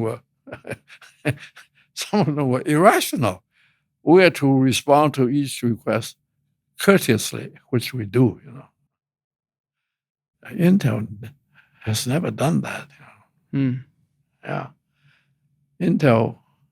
I mean, I said I knew a lot of customers of Intel's here in Taiwan, and none of them. They all wished that there were another supplier. Yeah, none of them either trusted Intel or liked Intel. So to finish the Apple story, the short answer is it worked on 20 nanometer. Were there any trade-offs where did pursuing 20 nanometer and spending the billions of dollars cost TSMC in any way? Well, it might have cost, but the story certainly does not end here. All right, so there was pricing. Everything was not easy. Pricing, and Jeff came himself, and we talked about pricing, and we had done our homework also on the cost and what kind of price we would accept. But Jeff came and he told us just a number, Well, he gave us his reasoning. He had to make his component costs meet a certain goal also, yeah. But anyway, that was settled, and Jeff said, and when the pricing was settled, I said, let's go out to dinner. We go to a Taipei 3-star restaurant for dinner. And Jeff jokingly said, if you didn't like the pricing, we'll probably could be going to a McDonald's, which was never in my mind, but he said that. Could you tell us a little more about what goes into considerations around pricing? I imagine things like the yields you think you'll be able to get hugely impact that. Sure. The cost, yeah. What the main thing that goes into pricing, of course, is the cost. And then the second thing is, of course, whether your desired price will be accepted by the customer, One thing that has occurred to me is TSMC now gets mid 50% gross margins, call it 55, 57, higher than your time. But many of your customers have 70, 80% gross margins. Yeah. TSMC is creating a lot of value. The designer is creating a lot of value. How do you sort of sort out who gets to capture the value? Well, I don't get the privilege of sorting it out now, CC Wei, I think, has the pleasure and the duty of sorting that out. Yeah. Well, I mean, as a general principle, you try to find a kind of a middle ground, which is different for every CEO. Even though every CEO who wants to protect his reputation, every CEO says, I worry about the long range. But in truth, not everyone does. So it's a very personal, how to sort these things out. I think it's a very personal issue. Now, for a lot of CEOs, there's really no choice. You have to, as a supplier, you have to accept a certain price. If it's a commodity, particularly, we have not finished with Apple yet. Yeah. Please. Let's finish Apple. Yeah. Now, I think you were asking whether there was any Trade-offs. trade-offs. Well, the trade-off, there was a pretty significant, serious trade-off, and that was the detour that I said, we took. At that time, back in the 2011, 2012 time, our R&D was not strong enough to do 2 nodes at the same time. Now we are, but back then we weren't. So the trade-off of accepting the 20-node technology was that we delayed our 16-node development. And then Samsung came up with the 16. They had lost the 20 business, so they went ahead of us in the 16 nanometer development. Because they got to skip 20. So because they didn't get the 20, okay? They didn't need to develop 20. So I got a shock. I mean, it was a real shock when I heard that Apple had placed their first orders of 16 with Samsung. Now, that was a real shock. We invested so much, even though we took only half of their original demand. It was still tens of billions of dollars, I think. And we were counting on it being at least 80, 90% of the equipment being converted to 16. And now, if Apple went to Samsung for the 16, where did that leave us? Do you understand what I'm saying? Oh, yes. It sounds horrible. Yeah. So I would feel like I got tricked. Well, I wouldn't say that, okay, but I was really shocked. That was so. I emailed Jeff Williams right away, and I said, we invested in all these equipment, and we were counting on you to take the 16 from us. But now, we found out you were buying 16, the first 16s anyway, from Samsung. So Jeff replied immediately, "Don't worry. I'll be here. I'll be there. I'll be in Hsinchu next week and explain to you." So that made me, that relieved me a little, but so certainly not completely. But next week, he did show up, and he explained to us. He said, "Well, as soon as you're ready with your 16, we'll buy from you. We'll buy all of the needs from you when you're ready." Now, of course, that completely relieves me, because that's what we're supposed to do anyway, So indeed, what he said was true. We had our own 16 about half a year later, and most of Apple's 16 nanometer requirements still belonged to us. Hmm.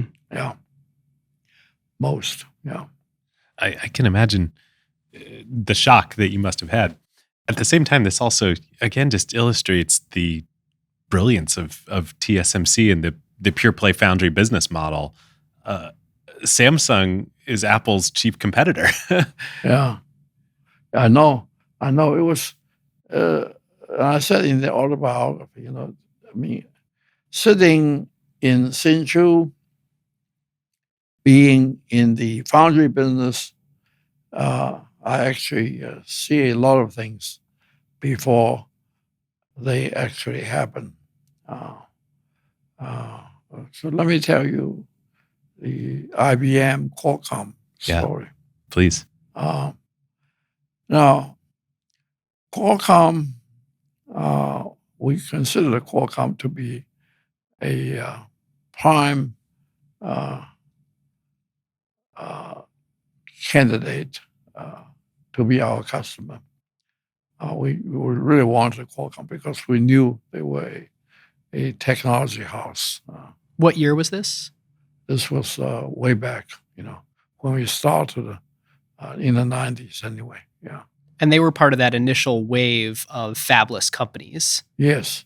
They started, Irwin Jacobs started Qualcomm actually before I started TSMC. TSMC started in 87. Qualcomm, I think, was a few years before that. Yep. So we, in the 90s, early 90s, all the way up to 97, maybe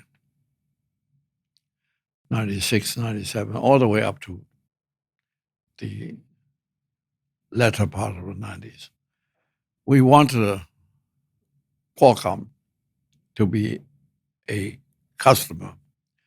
And now I saw their operations VP. That's what our customers call their purchasing people now. Operations VP, operations senior VP. And I saw him often, and he was always pretty polite, but he gave us very little business. And I also knew that his main foundry was IBM. Now, sometime in the later 90s, I forgot whether it was 97 or 98, suddenly he started to tell me that he would use us now. He didn't even tell me who our competitor was, who our competitor had been, but I kind of knew that it was IBM from other sources of intelligence. And our business with Qualcomm, the business that Qualcomm gave us, pretty rapidly increased after that, after 97, 98 period. So I immediately knew that IBM Semiconductor was in trouble. Because, they had their own fabs and so on. But their main business was really supplying to Qualcomm and a few other very small companies, very small fabless companies. So I immediately knew IBM was in trouble because they were losing Qualcomm. All right. So the next step that IBM took was not a surprise to me.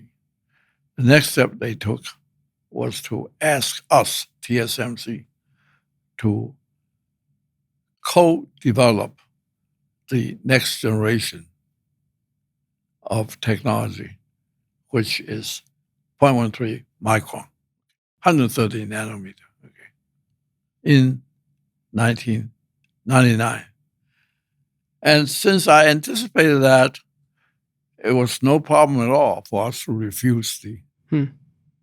And in fact, even if I didn't anticipate that, we would never have accepted that kind of co-development. I mean, IBM was still, they still consider themselves to be the senior partner in any partnership they established, the senior partner. So we were the company that co-developed something with them would send its engineers to IBM, And when we do that, we lose our ability to develop our own process. We'll have to depend on this co-development thing. And the co-development thing is going to have a lot of difficulties, Heck, our people, will be in a different culture. So we declined without having to think about it at all. We declined the IBM offer. And IBM, in fact, was quite angry, I mean, they thought we were still a small Taiwan backward place, It's a Taiwan company, and they are a big IBM. So they immediately went to UMC, and UMC accepted them, only to regret seriously their acceptance a few years later. And UMC at that point in time was it fair to call it a peer of TSMC here in Taiwan in terms of volume and size? Not by 1999. They were already smaller. Smaller. They were smaller already. Yeah. That what I meant when I said that sitting here as a foundry. I mean, I can see some things that like this IBM thing. This might be a good time to go back to the learning curve. Speaking about the importance of owning your own technology and process at the leading edge and controlling your own destiny, you develop the learning curve. I really did not develop. I certainly did not initiate it. I think I had a role at TI. Yeah. I had a role in refining it to the point where a semiconductor company can use it effectively. That's my role. Yeah. So how would you explain it to a novice? Well, explaining the learning curve theory is simple, but one would be foolish if one just takes the simple explanation, and thinks that that's all it is. The simple explanation of learning curve is that as you make more of one thing, anything, actually it started with refrigerators and cars. If a company makes more cars, then its cost per car, unit cost, goes down. That's why it's also called experience curve. You gain more experience, you become more efficient. That's a simple explanation. But if one just takes that simple explanation and thinks that's all it is about, then you really haven't learned anything at all. All right. Anyway, the learning curve. Well, Bruce Henderson, who is now considered the father of strategies. Founded Boston Consulting Group. Yeah, he was the founder of Boston Consulting Group, and now there's a branch in business economics that's called competitive strategy or something. Yeah. Competitive strategy, I guess. And Michael Porter was at one time considered a big figure in this competitive strategy. I mean, he wrote 3 or 4 books, big books, 700 pages each, I have all of them. His original competitive strategy memo, I think it's like 20 pages, is still some of the best business writing ever. Just Whose? Michael Porter. Ah. Well, good. Who was a director of TSMC at one point, yeah, right? Right. Yeah. And I had a story about him in my autobiography too, which because of time we probably won't go into. Not Michael Porter, but Bruce Henderson. We will talk about him. He is now considered to be the father of the competitive strategy.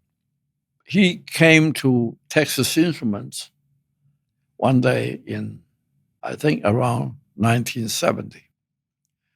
Or I should say, he first called the TI CEO, Mark Shepard, and told him that Boston Consulting Group, he had founded the Boston Consulting Group, and we have BCG has a experience curve theory that would benefit semiconductor industry. And TI was the largest company in the semiconductor industry then. And would Mark Shepard like a presentation of this theory? So Mark Shepard said yes. So Bruce Henderson brought Bill Bain, you probably know that name, with him and came to Dallas and made a presentation. And Mark Shepard invited the COO, and me to attend the presentation. And it was a very eloquent presentation because, Bruce Henderson was a very eloquent man. And Bill Bain was on the side, apparently Bruce Henderson's protege. Anyway, Mark Shepard was impressed, and he decided that TI would work with BCG on this learning curve theory. And Bruce Henderson then assigned Bill Bain to work most of the time at TI, most of my, like 3 days a week. And Mark Shepard assigned me as TI's guy. So Bill Bain and I became partners. And I assigned Bill Bain a small office very close to my office at TI in the same building, and a small office because he needed a lot of things from me. He needed permission to get our costs, our prices. We had a lot of families of integrated circuits and transistors, I mean, he had a lot of requests. So it was easier if he was nearby. And every time when he arrived at some interesting, useful conclusions, he would also discuss them with me. So we had a very pleasant association for, I would think, 2 years, maybe even more. And he would, fly to Dallas every Monday and go back to Boston either Wednesday night or Thursday night. And of course, every time he went back to Boston, it would be to tell Bruce Henderson what he had done that week. So this happened. This went on for, I think, 2 years. And then finally, Bill Bain came to see me one day. And it was in those 2 years that I absorbed a lot of learning curve stuff, which I used up to now. I mean, I found it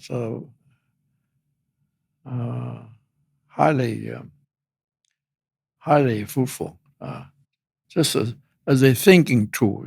Yeah. Yeah. It seems so fundamental to the industry that you want to get through the low volume period as fast as you can. Ideally, you spend no time in the low volume period. Yeah. And it seems like over time, all the returns in the industry, all the winner is the one with all the volume, because they'll just have the lowest prices. And there's a flywheel where once you have the lowest prices, you get all the business, then you can reinvest that in the next node. Right. It's almost... Yeah, right. I couldn't have told you that TSMC was going to be the winner, but once you internalize the learning curve and globalization, you can sort of intuit that in the future there will be one winner in semiconductor manufacturing.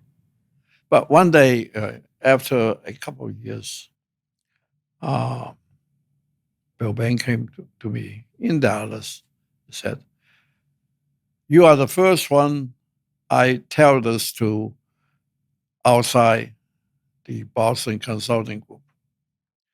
I am leaving Boston Consulting Group to start my own consulting company." So I said, "Why?" I said, obviously Bruce Henderson thinks very highly of you. And Bill Bain said, "Yes, but there is the growth imperative." That's the first time I heard that term, growth imperative. He meant for him personally. Yeah, for him personally. Well, anyway, that was that. All right, listeners, now is a great time to thank friend of the show, Fundrise. We've gotten to know Fundrise's CEO, Ben Miller, and the folks there quite well over the last several years, and they're huge acquired listeners just like all of you. And since we first worked together 3 years ago, Fundrise itself has gone through quite a transformation. Longtime listeners may remember that they have a growth stage venture that they actually first launched here via an acquired sponsorship back in 2022. At the time, Fundrise was primarily known as the US's largest real estate investment platform for retail investors. And it wasn't necessarily obvious that Fundrise Ben, that his kind of crazy idea to bring their model to venture capital would work. Well, fast forward to today, and incredibly, they have demonstrated they could break into the venture industry in a big way. Ben Miller and Fundrise have invested in Databricks, Anthropic, Canva, Anduril, Ramp, and fellow friends of the show, Vanta, and also ServiceTitan, which just went public in December in a successful IPO. Yep. It's genuinely awesome what Fundrise has done here, which is something that many have tried over the years, but no one else has actually been able to accomplish in venture. They've taken a retail platform that any American can invest in and gotten pre-IPO access to some of the best private companies in the world. It's democratized access to all the value creation that otherwise has been locked in these private companies over the last decade plus as these growth companies are delaying IPOs and staying private longer. Yep. So when the ServiceTitan IPO happened, thanks to Fundrise, tens of thousands of regular investors got to celebrate alongside the VCs, LPs, and employees. Yep. We'll be talking about Fundrise all season long, and you can go check out the full portfolio that Ben and the Fundrise team are building at fundrise.com/venture. And if you're a growth stage founder looking for a great Series C or later investor, just get in touch and tell them that Ben and David sent you. As our time comes toward a close, one question David and I wanted to ask you is, TSMC is essentially the only trillion-dollar company in the world not on the west coast of the United States. It is this incredibly important thing in the world. It's this unlikely success of grand scale. Unlikely in your opinion? I mean, you started it when you were 56. Yeah. there are many things. I'm not going to argue with you, okay? I merely asked as a point of curiosity. I didn't realize, I didn't think it was that unlikely. Yeah. Well, it did exceed my expectations. TSMC's size and importance exceeded my expectations, but not by an order of magnitude. But wasn't the original plan to stop building after Fab 2? No, that was never. That was only the very initial plan. Okay. Yeah. We were never going to stop there. I mean, we were just talking about learning curve.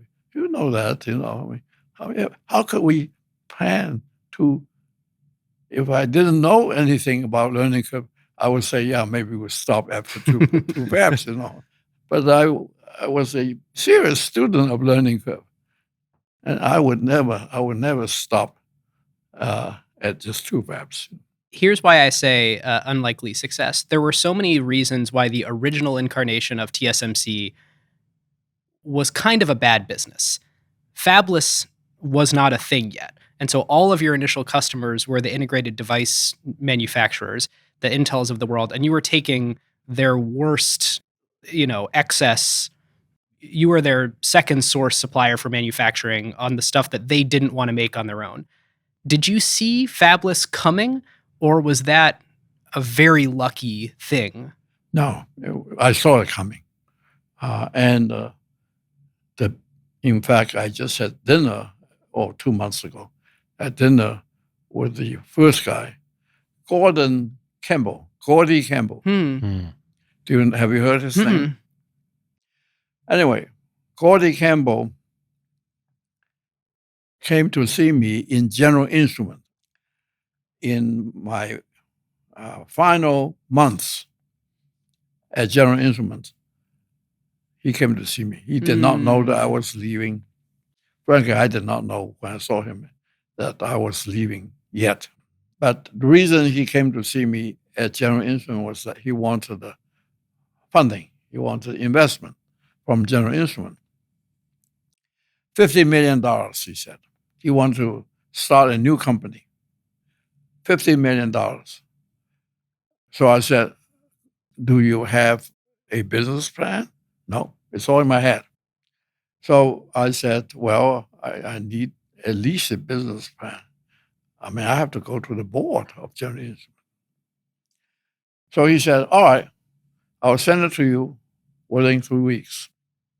3 weeks later, there was no business plan.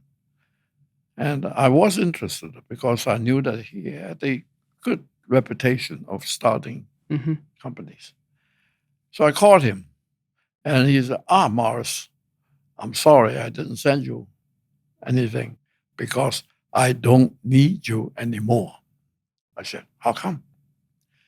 He said, I don't need $50 million more anymore. I need only $5 million. And the $5 million I can gather up very easily. I said, why do you need only $5 million? He said, I'm not going to build a fab. See, that was the start for me, that there will be fabulous companies. Another guy came to General Instrument and said he had already started a company which was called Atmel, ATMEL. And they did not have any fabs. And this guy wanted the General Instrument to make the wafers for them. And back then, General Instrument, had empty fabs. So I told the semiconductor manager of General Instrument, I said, well, go ahead and work with him. Don Valentine, Yeah. who I'm sure you knew. I knew him, yeah. He had a great quote when asked about starting Sequoia. And he said, well, I had an advantage. I knew the future. And it sounds like you knew the future too. Well, at least I had a glimpse of it, and yeah. So Atmel, and they were still fighting. I mean, Atmel, he wanted the fab to be run his way. Now, of course, the John Instrument semiconductor manager wanted to run the fab his way. I mean, and John Instrument owned the fab anyway, for heaven's sake. So that was just a very early situation in which the difficulty and the advantage of running a foundry business already appeared. The difficulty was, you have to satisfy a lot of customers, and everyone, wanted the fab to be run his way, but you can only run fab one way, which will satisfy more or less all the customers. And the advantage, of course, is you have a lot of customers. Well, we can't thank you enough, Dr. Chang. Dr. Chang, thank you. All right, very good. It was my pleasure. Even though it's the first time in a long, long time that I have talked so long. We appreciate it. Thank you for doing it with us. All right, listeners. Well, David and I are coming at you now from our home studios back in Seattle and San Francisco. And we wanted to do a little post-game on that interview, a little bit of analysis, kind of our conclusions, the things that are still sitting with us a few days later after we've crossed the ocean. And David, this felt essential to me because it felt like we were just recording history there with Morris. I didn't want to interrupt him to try to make a business model point, or it just kind of felt like we should let him talk and then we could do our part after. Yeah, totally. And fortunately, we have a model for doing analysis at the end of story, which is playbook. Our playbook. So let's do it. Okay, so the first thing that I can't shake that just keeps sitting with me is this idea that is genius in hindsight of not competing with your customers being the dedicated pure play foundry, which we actually saw in the TSMC Museum of Innovation. They have Morris's original pitch, his little original slide deck. His original business plan that he pitched to the Taiwanese government. The government, and then to investors. There's two different versions of this extremely simple pitch deck. And one of the bullet points, it's right in there, of be a dedicated pure play foundry. At the time, I get the sense it was actually much more about what can we win at versus what will be the most important and valuable semiconductor company in the world in the future. Right. At the time, they didn't have the capabilities, certainly not TSMC, and it didn't exist in Taiwan to be able to design chips and products. So, it was impossible for them to compete with customers. This was all they could do. Right. It crossed Morris's mind for sure. Hey, we could compete with Intel, but then he scrapped that. I get the sense because the thing that they were good at was this manufacturing angle. And it's almost like an accident of history. The pure play foundry ended up being the best way to do this. I guess best as evaluated on market cap versus other foundries and integrated device manufacturers such as Intel. Well, and best that this is the path that has led them to being essentially alone operating at the leading edge. They have surpassed technology-wise all of the other integrated and quasi-integrated chip foundries out there. Yeah, I guess that's my first thing is you can connect the dots looking backwards, as Steve Jobs said in that famous quote, but forwards is difficult. This primarily, I think, was the main reason why TSMC has worked so well. That they don't compete with customers. They are truly the only foundry at the leading edge that does not in any way compete with their customers. They don't have their own end product division. They don't design their own chips. It is truly they only serve their customers, and they do not compete at any other part of the value chain with them. Right. Okay, so if you're asking yourself, how did the world arrange itself in this way such that you could have $1 trillion company that doesn't do any design, that doesn't do any architecture, that doesn't do any EDA tools like Cadence or Synopsys? So they're not NVIDIA, they're not ARM, they're not Cadence Synopsys, they're not ASML, they're not their own equipment vendor. So what enabled this? One of the things that I think is appreciated, and we didn't talk that much about with Morris, but the rise of ARM. If you try to play forward a world where Intel and the x86 architecture had maintained its dominance, you wouldn't have had this window, this opportunity for the value chain to sort of rearrange itself. But the fact that there was an architecture, as we talked about on our ACQ2 episode with Renee, from ARM, this architecture that became dominant in phones and then computers and then servers and now is coupled with all these AI chips, you open the door to have a dedicated foundry for ARM chips in a way where if it had stayed x86, it's not like you could start a new foundry for all the fabless x86 companies. For the longest time, Intel was the only x86 company. And then AMD, of course, is the second source, and AMD is a TSMC customer. So that's sort of the one edge case. Is like, well, there is AMD that designs x86 chips that TSMC manufactures, but that's not like the common case of the way it would have gone in an x86 dominated world. It would have been fully integrated Intel. Yeah, I mean, one super straightforward and enormous example of this just is Apple. Like, if ARM hadn't become such a viable CPU architecture platform and Apple hadn't standardized, their Apple Silicon on ARM, probably Intel would be making all of the chips that go into your iPhone, all the leading edge chips that go into your iPhone. Like, they already had the Intel relationship. Macs were running on x86 Intel chips. Yeah, you have to keep peeling the onion because this, of course, supposes that that Intel actually could have gotten their act together and made a chip for mobile phones that was performant. But maybe all the baggage from x86 actually prevented them from structurally doing that. It wasn't like a competency thing. It was like it never could have happened that x86 could run on phones. Yeah.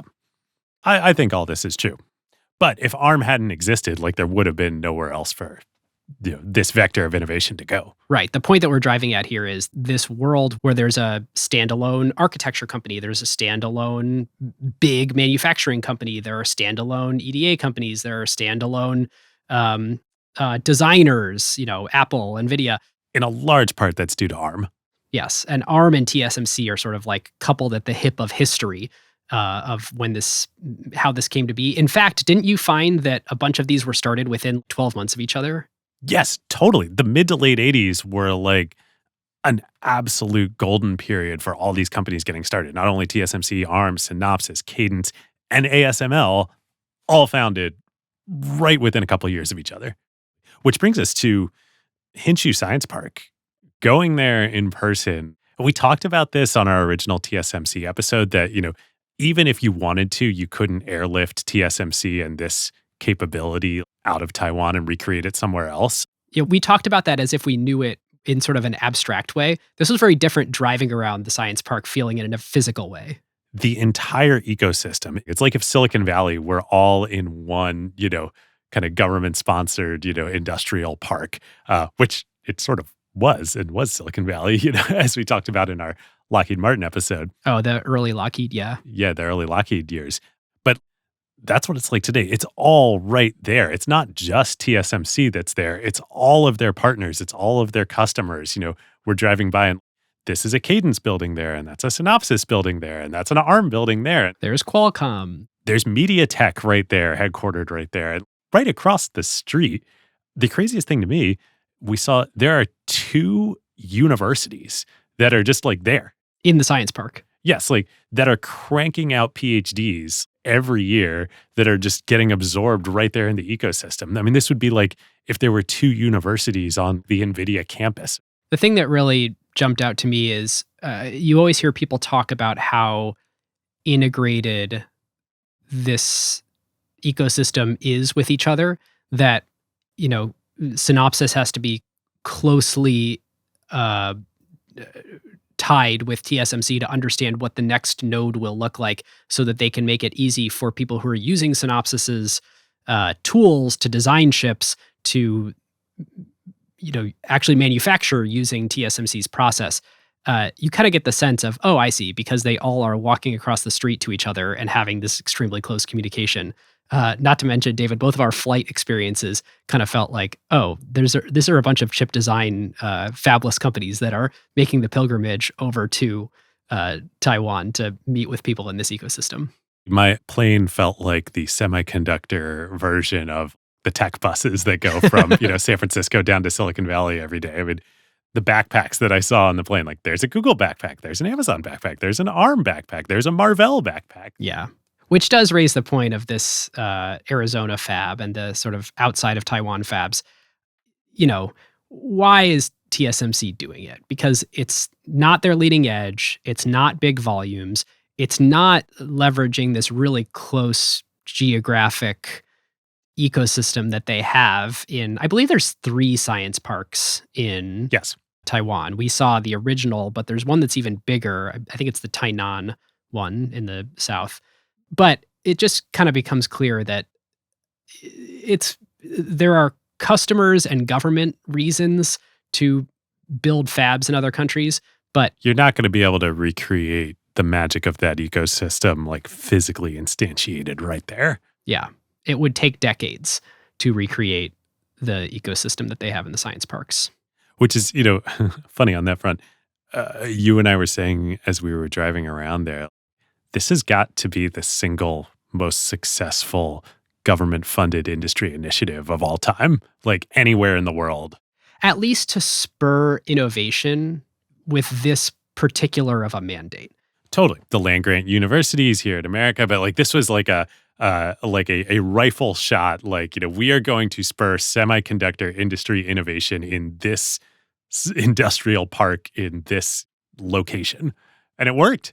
And there you have one of the 10 most valuable companies in the world and the only, I guess, one of 2 trillion-dollar companies that are not on the West Coast of the United States. I would say it worked. Yeah, it worked. It worked.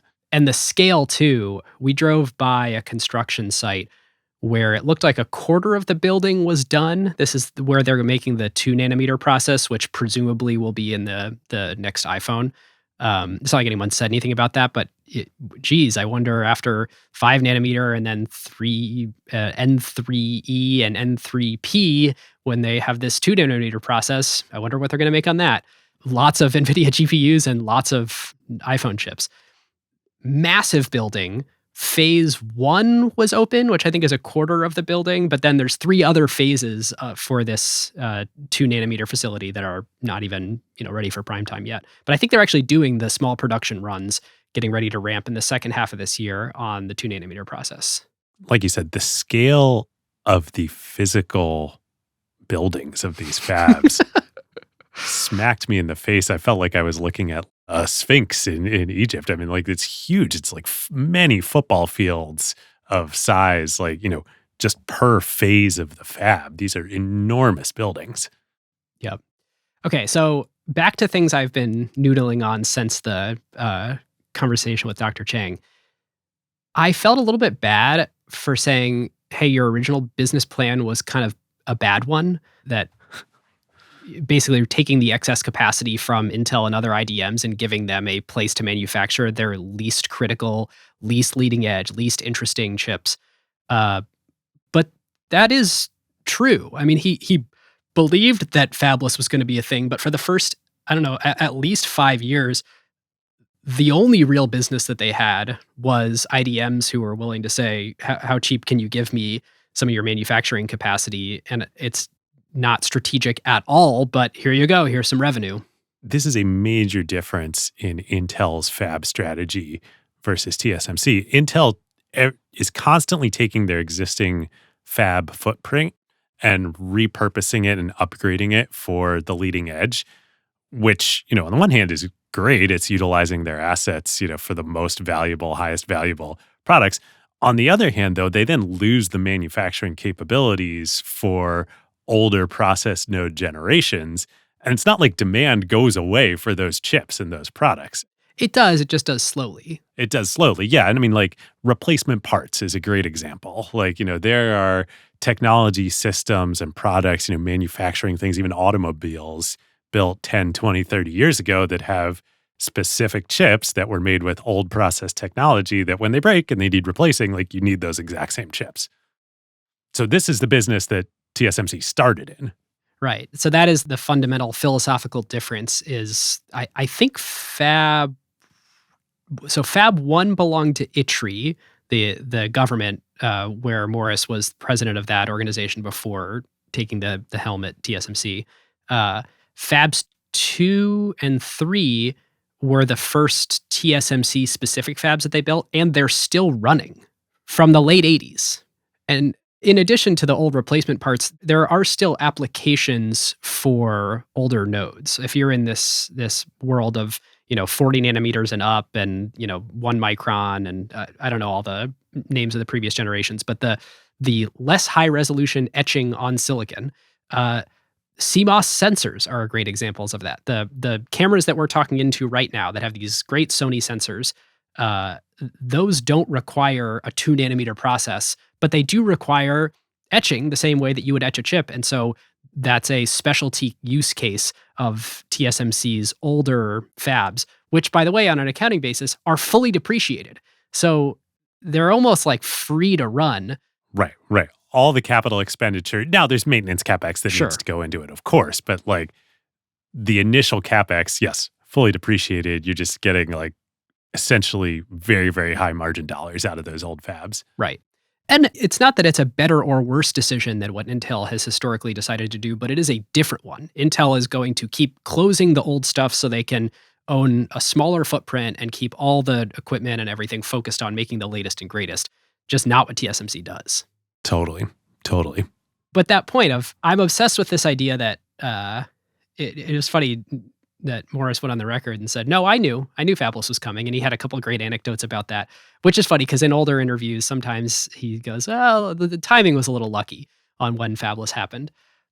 But I think he even said to Jensen, in the first few years of TSMC, growth wasn't very high because we were waiting for the customers to emerge. But it really is this idea that he saw the future, he made a bet, and he did kind of a crappy business to build up competency, capability, volume. Capacity. Yeah, exactly. To build up literal fabs. Right, to be there when the fabless revolution happened. And I don't know, I think he was within 12 months of when he thought it would happen. But it is crazy that when, especially in his memoir, you're reading the story about the early customers, year 5, year 6, year 7, the majority of the business is still not fabless. It's someone else's, worst orders. Which that actually gets to the heart of learning curve pricing that we spoke about with Morris. We brought it up sort of like tangentially with him, but it's probably worth dwelling on what is the learning curve. Yeah, the core insight of the learning curve from BCG, Bill Bain and Morris that they all developed together. Which, by the way, how crazy is it? The founders of BCG and Bain are the ones who sort of co-developed this, or at least named it and formalized it with Morris when he was at TI. Totally. The insight is that the goal that you are playing for is to be the largest volume player kind of at the end of the game.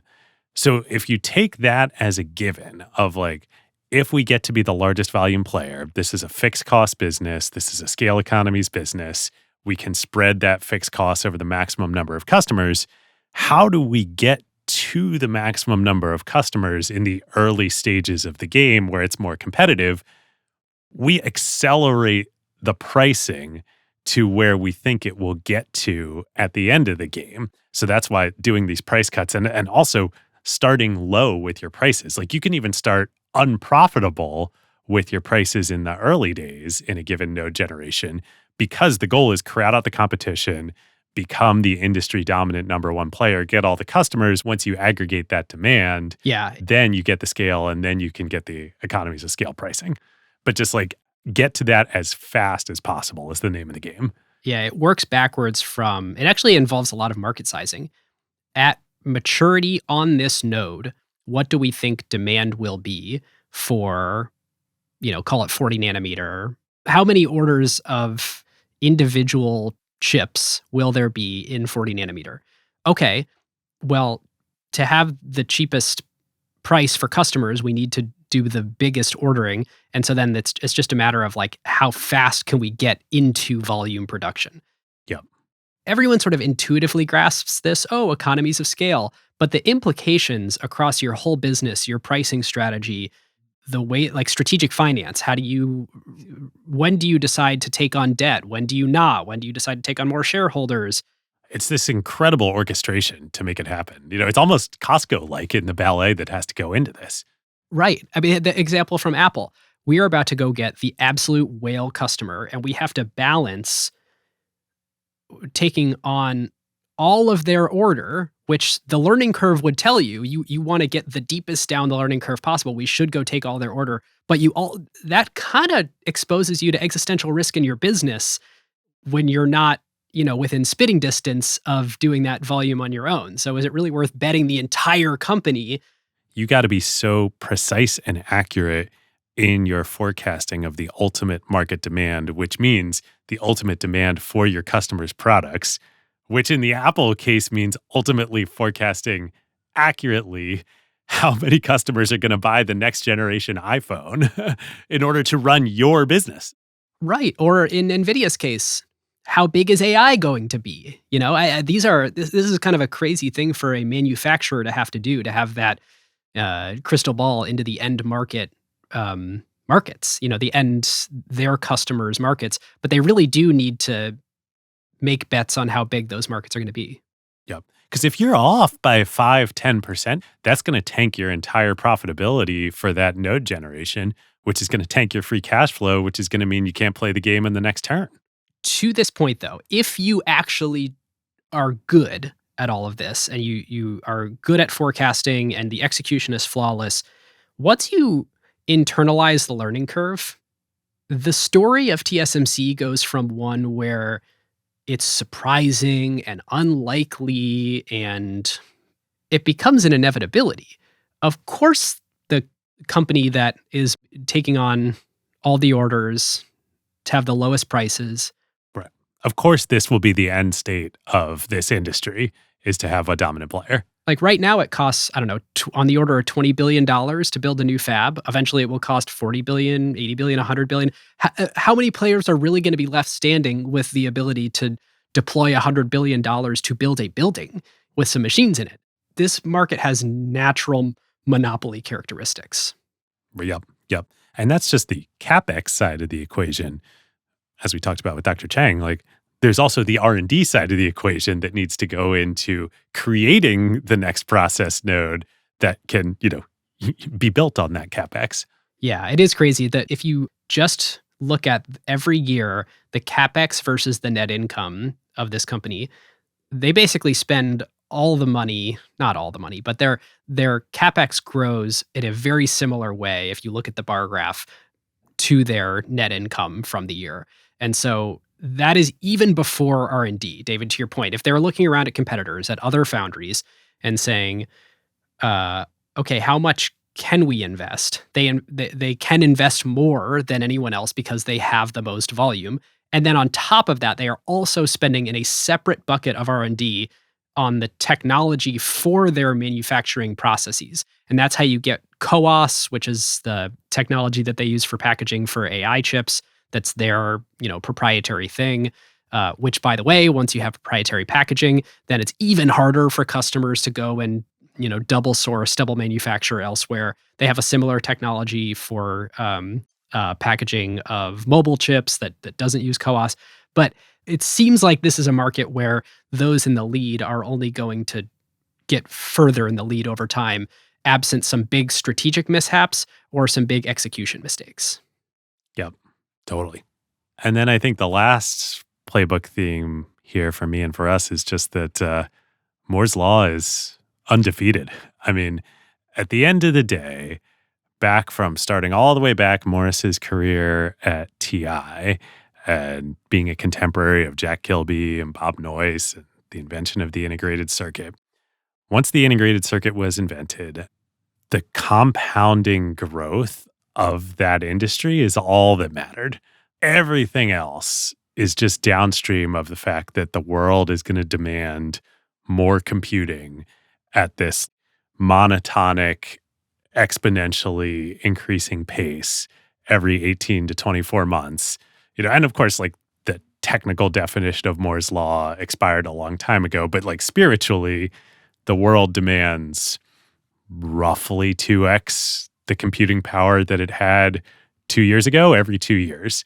And that has continued for 50, 60 years at this point and shows no signs of slowing down. And as a result, Well, no signs of slowing down, except that they keep hitting theoretical physics limits.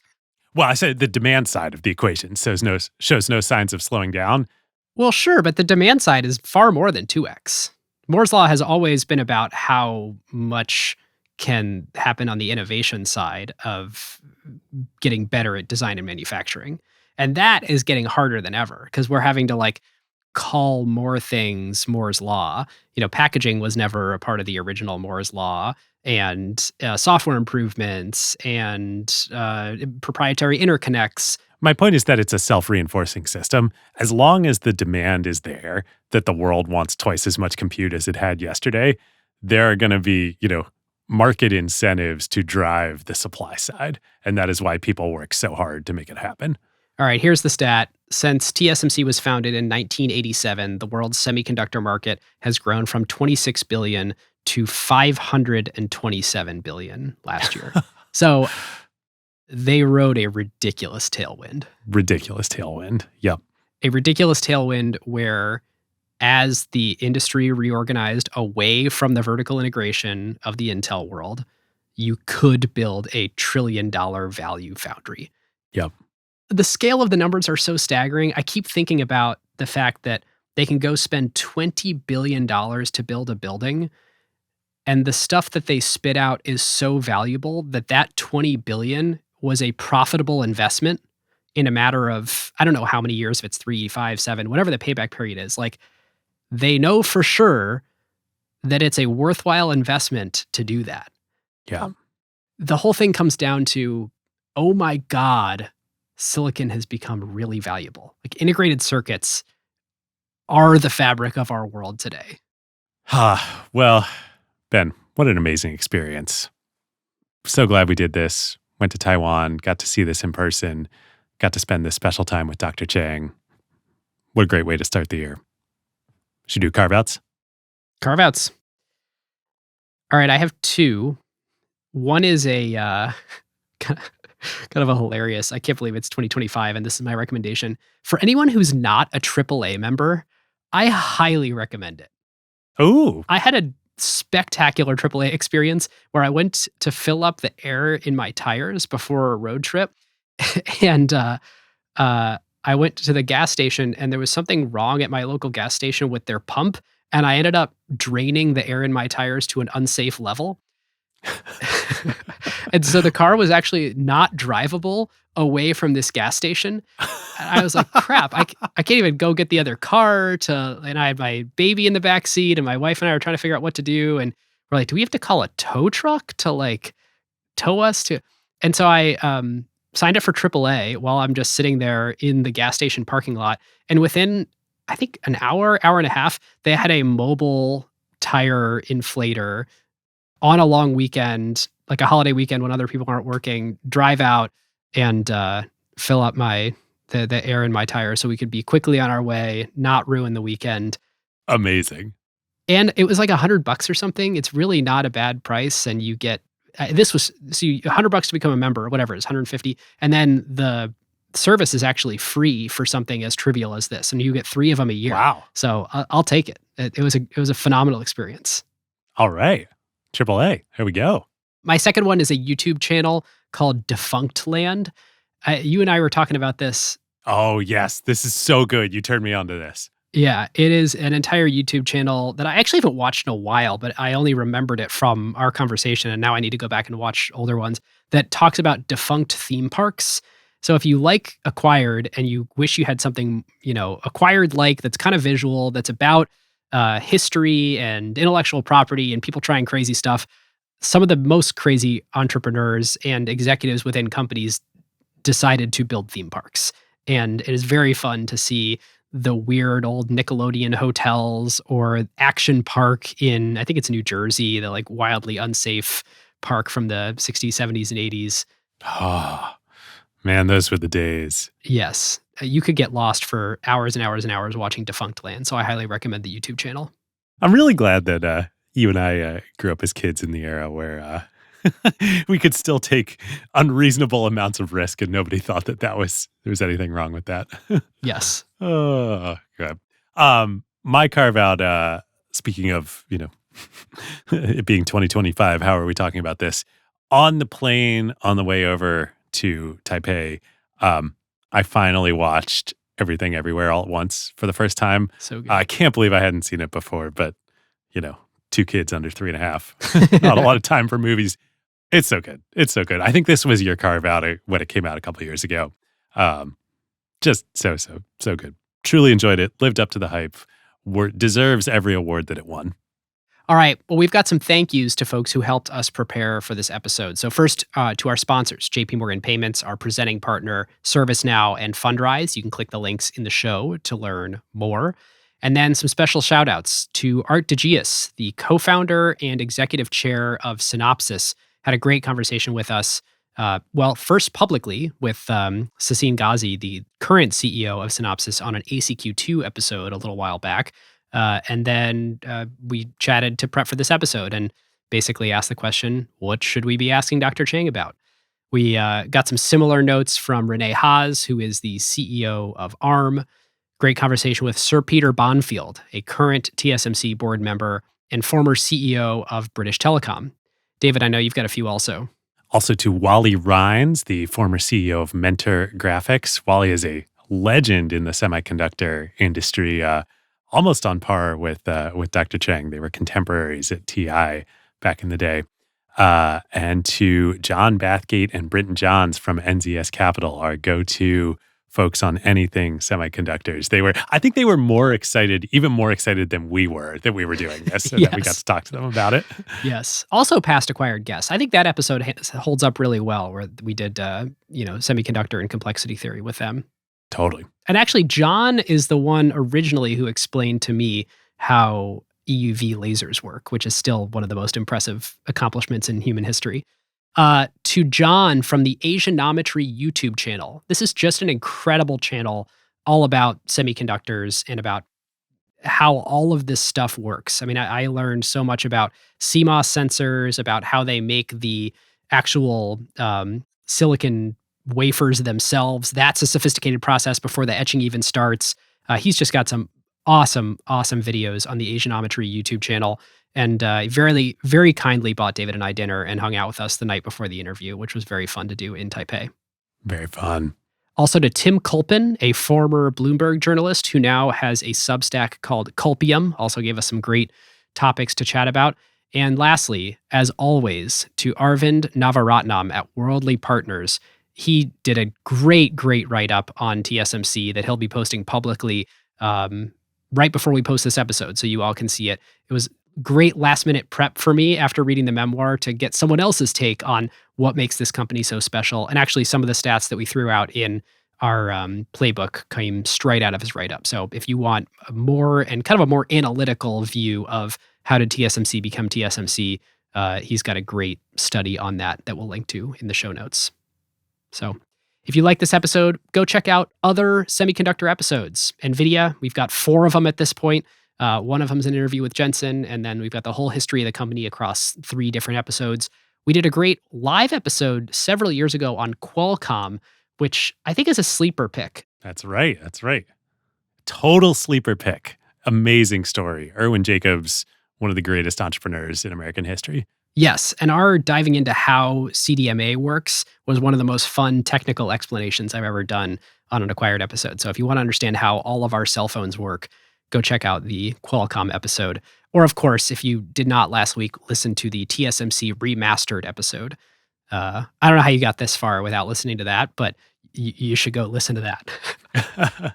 After this episode, check out ACQ2. We've been talking about this episode with Synopsys. There's one with Renee Haas from ARM Holdings that we did. It's our most recent episode, so it's spectacular. And if you're interested in semis, go check that out.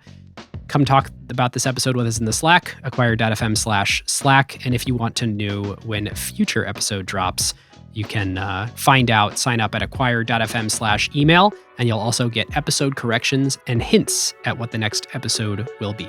So with that, listeners, we'll see you next time. We'll see you next time. Who got the truth? Is it you? Is it you? Is it you? Who got the truth now?